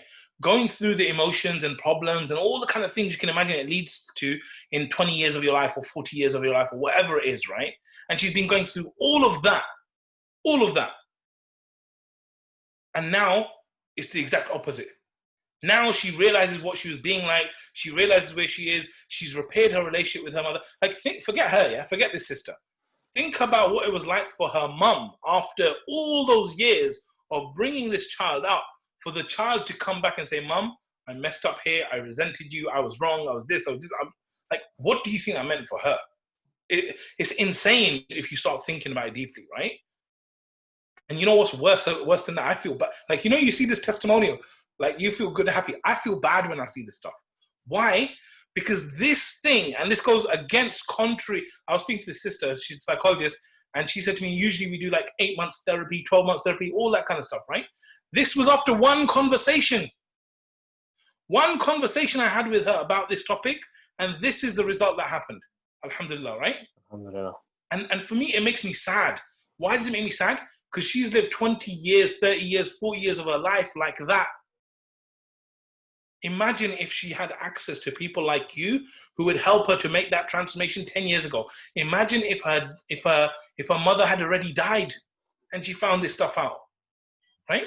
And so, like, it's insane what's possible. This is not about like, oh, I'm going to help my colleague to work better and write reports nicer.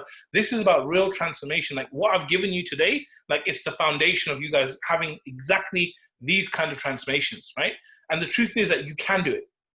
This is not something that's limited to, geeks like me who talk too much and stuff, right?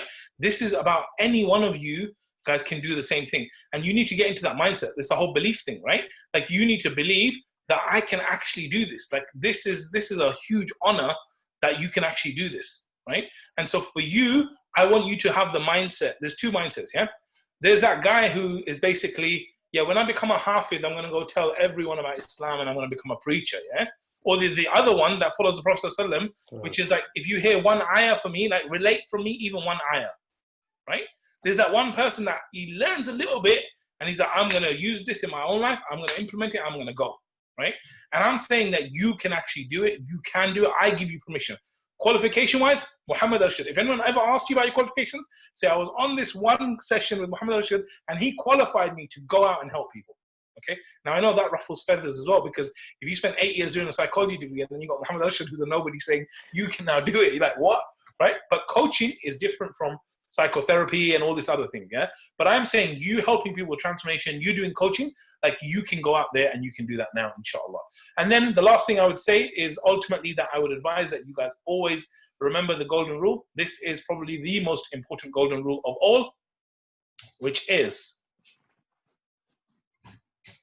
La hawla wa la quwwata illa billah. There is no power and no strength except with Allah. Every time in my coaching document that I use for my coaching clients, within there's a line that says, remember, you are helpless. Like me, Mohammad Arshad, is helpless and I cannot help them in the coaching. The only one that can bring about transformation, even though I've spent like an hour and a half with you guys training, unfortunately, I missold you. The only one that can actually bring the transformation is Allah. But you can make dua that Allah makes you a means for that transformation, and Allah helps you to be the person that brings it about, because Allah chooses who He wants to do His work as well, right? So you can be that person. And the truth is, guys, that you guys are just one conversation away from transformation. You're one conversation away from impact. This is not about 6 years with my people. I'm going to go through coaching. You saw that sister who transformed her whole relationship with your parents. Like, what's more important than your parents? And transformed it because of one conversation, right? And so this is something that you guys can do. And with that, I'm going to say Jazakumullah khair for honoring me with your time and your attention and your feedback and your typing. I really appreciate it. I know there's a few things that Shoaib wanted to share about transformation as well. So Shoaib, over to you, bro. Jazakallah khair, brother Mohammed. That was very insightful, and mashallah. I kept an eye on the comments as well as the time. But I think the participants that we've got so far, they've really enjoyed staying on and actually accepting the fact that this is going to be a session that required a lot of insight and depth into. We do have a few questions that are being posed to us in the comments box, and I want to quickly address some of these. But what I'd like to say to everyone is that if you do need to go, that's fine. Brother Mohammad Arshad has made himself available for us up until the end of about 7 o'clock. Is that correct, Brother Mohammed? I'm here for you, bro. Whenever. Jazakallah khair. So one of the questions that was asked by a sister, I'm just trying to find the question through the chat right now, is that I understood the concept of the question is that she was trying to get someone to do something, but sometimes they can pose difficulty in accepting being told what to do. How would you manage somebody like that in a work scenario or an environment like that? Okay, so give me some more specifics, because you just said that they, I mean, is the sister there? Can she ask the question? Can she come to the mic? It'll be great. If I can get more specific, that will help you more, inshallah. Yep, sure. Let me see if I can find that question again. One person actually asked if they could obtain your contact details or find out how they can get in touch with yourself. And I've said you're willing to share that some point during the session as well. Yeah, so if you just like generally, like you can contact me via Muslim Mastery in general. So if you just contact info@muslimmastery.com, you can do that. Okay, so here we go. I don't believe this is the question, but we've got it here. How can we coach teenagers of today who believe they are adults and can make sensible decisions for themselves, but they're not sensible enough? So that's a question, but not related to the one I asked you. But that's a question I feel that you can tackle now if you like. Okay, so can you just repeat the question for me? I heard it, but I want to hear it again. Yeah, that's fine. The question was, how can we coach teenagers of today who believe they are adults and can make sensible decisions for themselves, but they are not sensible enough? Okay, very good.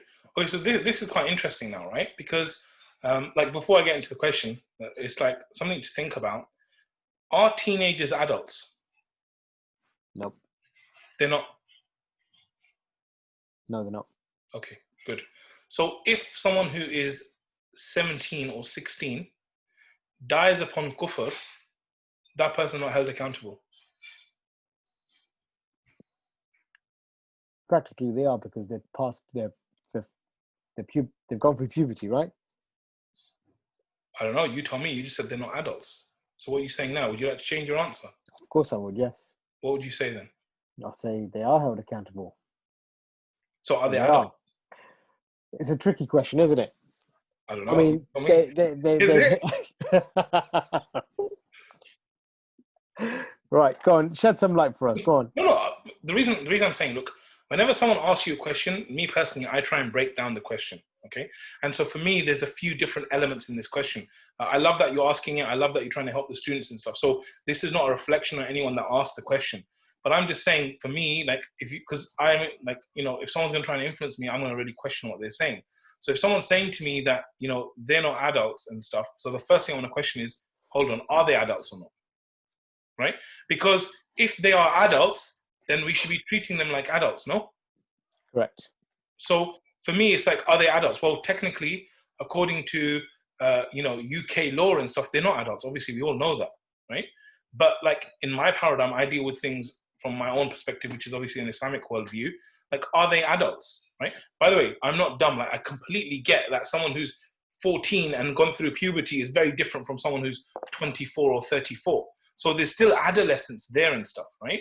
But from an adult perspective, I think the key for me is that you guys know children better than me, but I think children are growing up very, very fast today, right? And mentally, they're accelerated because they're exposed to so many things. So I would basically start to decide that how I deal with them. But fundamentally, I don't believe there's like a massive difference in the way you deal with a child and an adult, right? There's one brother I know, he's a big scholar. You guys all know him. He's got loads of kids, mashallah, tabarakallah. One quality I've seen with him, like even if he talks to his 2-year-old child or his 18-year-old child, like he talks to them just like an adult would with the child. And it's like a very interesting thing for me as a parent to see someone dealing with that person as an adult human being, right? It kind of blew my mind a little bit. But fundamentally, what I would say is that I think that you need to like give them credit. You like a lot of coaching and all this stuff is acknowledging things, right? So for example, if they feel like they should be treated like an adult, I would say that to them. I would say like, look, I get this, right? Like you are the type of person who is a young person who has so much knowledge, like the kind of things you've been exposed to. Like when I was your age, I would never been exposed to it. Like you're probably far ahead of where I would have been when I was your age, right? And I've made loads of mistakes in my life, and I'm sure that you're going to make mistakes, and it's okay for you to make mistakes, right?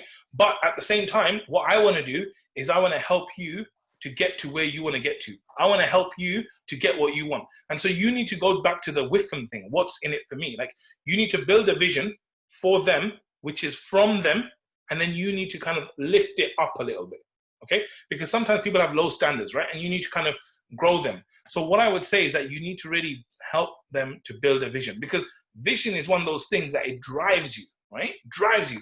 Look, why do most people not eat in Ramadan?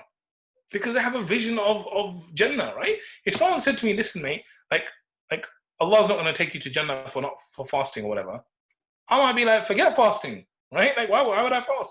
But it's, you have this vision. So I think that with a lot of these, with about the youngsters, like, even though they're young, like, I would maybe communicate with them as an adult, right? And I would give them like credibility, and I would give them weight, and I would empower them with responsibility, even if it's mental responsibility. Like, we know about Osama ibn Zayd with Prophet ﷺ as 17-year-old was commanding the whole army and all. So I would do the whole kind of responsibility thing. I would build that vision out for them. I would empower them by making them realize that, look, even if you think you're the man right now, I'm telling you that you can be 10 times the man you are right now. You can be 10 times the woman you are right now.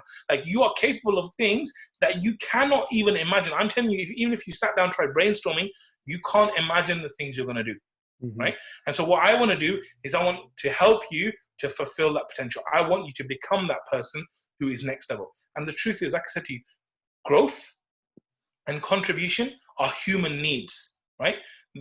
Even though they're young and they're children, they still have this need that they want to grow. Like, they play video games all day. What do you think they're doing with their video game skills? They're growing, right? So there's this element of growth and contribution that they want, but it's about showing them a vision that they actually care about. Because the problem is, most of the time, we're showing our kids the vision we want for them, right? I want you to be a hafiz, I want you to be this. This is me, by the way. Yeah, you to be this, you to be that. But really, their vision might just be, I just want to do this. Like my son, I have a dread. He's into paleontology. He loves dinosaurs, right? So he's like, a paleontologist. This. I'm like, yeah, right. Pakistani, mate. Paleontologist, no way, right? So in the same way, like, you have to build a vision with them. And then I think you need to kind of work with them, and then take everything I've said today, like, influence. Think about their rational mind. Like, what could you say rationally to them to deal with it? Who are people who are dealing with the youth right now that could actually help with that? Emotionally, what are the feelings? Remember the whole thing around the pregnancy and smoking was finding one feeling. What is one feeling I could find that would make this guy feel motivated, or make this system feel motivated to go and take action, or to do this or to do that? And then all the kind of things I said to you about being on their side, making a stand for them, making them realize that you care, all of that. All contributing factors, right? Thank you to Estra, who posted the question from Sister Hasina, which I kind of paraphrased for you. So it's a question that's written down. I can read it to you now. So the question is, what if someone is looking for a solution from their mentor? For example, they have a problem with someone. If I ask them questions to guide them to a solution, they get annoyed and prefer an answer. This was the question from Sister Esra. So it's a very good question, and I'll tell you why it's a good question. When we were on the helpline, we were told that we have to provide options. We are not allowed to tell people what to do. Why? Because you can never understand the true context of someone else's life. Only they can. So if you start telling them what to do, that will cause major issues, because they might do something and then they'll blame you. So as a counselor, I would never ever give help. Fast forward to like 10 years later or 15 years later, I get on consultancy calls, people who pay a lot of money for business advice from us, and they're saying, I want you to tell me what to do. And I'm like, this is what you need to do, right? So that's it, that's simple as that. So I think you need to look at the context. There are rules of engagement when it comes to dealing with students, dealing with children. So my first advice to you is, like, stick within the rules. Like, if your rules are give options and all that kind of stuff, right? What I would say is that I believe a lot of the time, this is interesting, a lot of the people that would call the helpline saying, oh, I'm an alcoholic, I believe this, I believe, like, all the issues, we were never allowed to say to them it's haram, because we weren't allowed to give fatwa on the thing. We were allowed to refer them to a scholar, but we won't. But here's the amazing thing about it. Most people know it's haram. Like, they didn't need a fatwa. They knew, they even said it, I know it's wrong, but X, Y, Z. Okay? So, like, a lot of people don't need that. What I would do is I would basically go the same way. If they're not willing to do, if they just want you to tell them what to do, right? If you're allowed to, you could share different perspectives. Because remember, if you just tell them what to do now, that is kind of like giving charity as opposed to teaching a man to fish, right? And if you can make them see that listen, I will give you the answer right now to what you're asking, and I'll give you an answer, no options. But I want you to realize how I've come to the decision, because one day I'm not going to be here, and you're going to get yourself into a situation where you're going to need to make a decision. So how do you make decisions? And by the way, as a side point, I keep going on tangents, right? Decision making is the most important thing. Like I ask my children this question every night, or almost every night, right? I'm like, why did Allah create you? To worship Allah alone, right? Second question, okay, why did Allah create death and life? To test us for what? To test us to see who's going to do the best deeds. Okay, how do you decide if you're going to do the best deeds? Like, how do you know if someone's going to do the best deeds? It comes down to one simple thing: decision. That's it. The only thing you have in this life is choices. Like right now, I'm going to decide to put this finger down. Okay, so my choice is pick the finger down or keep it there, put it down. I've just done that. The truth is, I don't even have the power to put this finger down without Allah. But I have the powerful choice. Like, even if Allah paralyzes me now, I still have the choice in my mind that I want to put this finger down. And that's the thing Allah is going to hold me accountable for. So decision making as a whole is probably one of the most important skills that any human being can learn in order for them to have an akhirah, because your decisions lead to your destiny, right? So when you're coaching someone and they're going, oh, but just tell me the answer, say, that's not doing any service. I will tell you this answer on this occasion, but long term, you need to realize how important decision making is. And decision making is the difference between you dying and staying alive in this 1 second, and you become a doctor, or you doing this, or you doing that, or anything. So, like, you need to get good at decision making, and there you go. MashaAllah, excellent. Right, I think in terms of questions, we've kind of dried up here. We've got one question from, by the way, Sister Hasina, whose question you just answered, says Jazakallah khair. She's asked a follow-up question for that, but before I pose that to you, I want to ask the question that has been posed by Sister Zainab. She says, I feel bad when I hear someone yelling to the kid of 5 years old when they do mistakes. How can you coach that person not to yell to the kid when they did a mistake, because it irritates me? Please help. I think that's a question around probably parenting or something along those lines. So again, like I said, I always analyze the question. So the first thing I would say is start with heart. Okay. So if you read that question, there's a lot of like, it annoys me, it does this to me, it does this to me, right? And I would say that if you go into a conversation with judgment and with ego and with this and with that, you probably won't get the result that you want. Mm-hmm. And by the way, this is why I like putting my judgment and my ego to the side. I might be a very egotistical person, but if I know I'm not going to get my objective by having my ego there, then I'm just not going to bring it, right? Yeah. And so in the same way, I think that you need to remove yourself from the equation, as in like most of us would agree that shouting at a 5-year-old child, all that kind of stuff when they're trying to work, and especially in a school environment, is not right, right? So we would all agree on that. But what I'm saying is that for you to effectively achieve your outcome that you want, I would advise that you start with heart, get your own mind right, and have, again, that empathy, right? We can't go into this now, but when the Prophet ﷺ, when that man came in the masjid and he urinated in the masjid, like the Prophet ﷺ didn't react like everyone else, right? He reacted very differently. So in the same way, like, have that level of empathy that, like, what if I was that person? That person who's shouting at that 5, like, what if I was that person? Because, like, ultimately, like, in Jannah, like, people of Jannah, like, they're going to say, Alhamdulillah, Alhamdulillah, alladhi hadana li hada, right? Alhamdulillah that Allah guided us to this. Like, without Allah, we would never have been guided, right? And so in the same way, I would say, take our egos out of it and realize that that's someone who just doesn't know. And that could be you. And that is you in different parts of your life. Once you got that heart right, then I would sit down with that person and be like, look, you know what you're doing with the child? Like, tell me why you got into teaching, or tell me, like, how you do. I'll talk generally, right? And then I'll be like, you know what? This is what I really liked about you. This is what I really liked about you. Because the Prophet ﷺ was great at this, by the way. He would say, you know what? This guy is so great. If only he would do this. That's an amazing influence tactic, by the way. Yeah? Like, you highlight all these great things. Like, this person's great. If only you would do this one thing. Because then you go, wow, like the Prophet ﷺ saying, I'm so great. If only I did this one thing, I'm doing that thing straight away. Right? So in the same way, like, the whole feedback sandwich, where you basically tell them like something that's really positive and make sure it's genuine. Don't make stuff up. Really genuine, make them feel good. Tell them the things that you acknowledge and you like about them. And then you could be like, look, I want you to question this. Not even like you were wrong to shout. Like, tell me what goes through your mind when you're shouting at this person. Like, what are you trying to achieve? Okay, you're trying to achieve this. Okay, do you think that if you shout at them that it will achieve it? Does it achieve it most of the time? Or it doesn't? Oh, okay. Well, if it doesn't, then what? And just question it. Like I said, why are you going to tell them anything? Just question. and just kind of gnaw away at that, you know. Mashallah. Brother Mohammed, I'm just conscious of timing as well because I've got another engagement in a little while. Oh, it's you. Okay, engagement. Yeah. More important But, than I see. but we've got another question. I'll say this is more of a suggestion rather than a question, but Sure. it's a good one. It's from Brother Anas, who says, can those concepts be taught in schools as an ongoing topic? I.e., have you considered making a scheme of work for schools, say an hour a week, and it could be part of a PSHE curriculum? So that's personal, social, health, education, as we refer it to in the UK.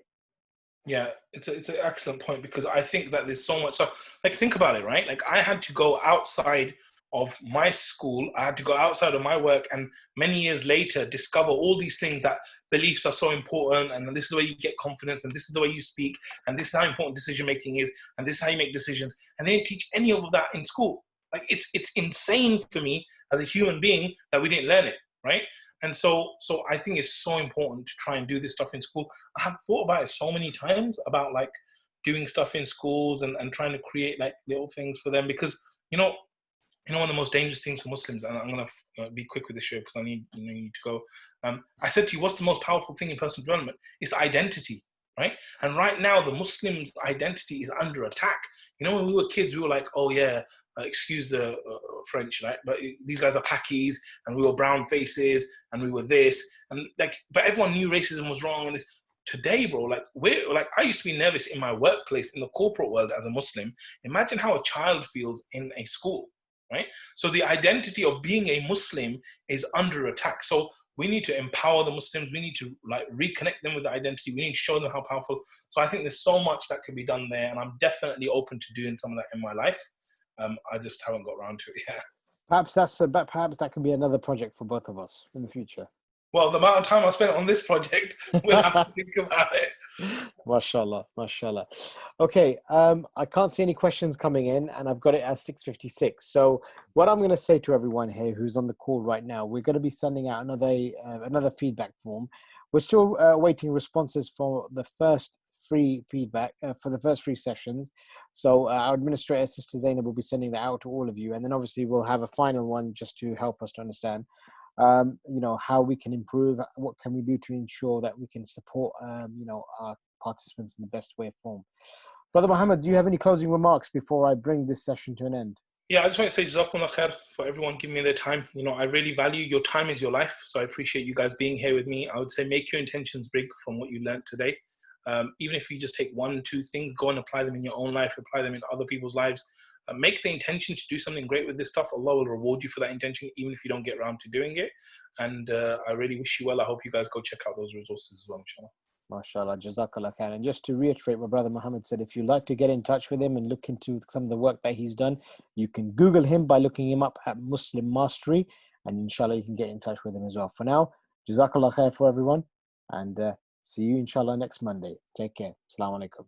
Wa alaikum assalam wa rahmatullahi wa barakatuh.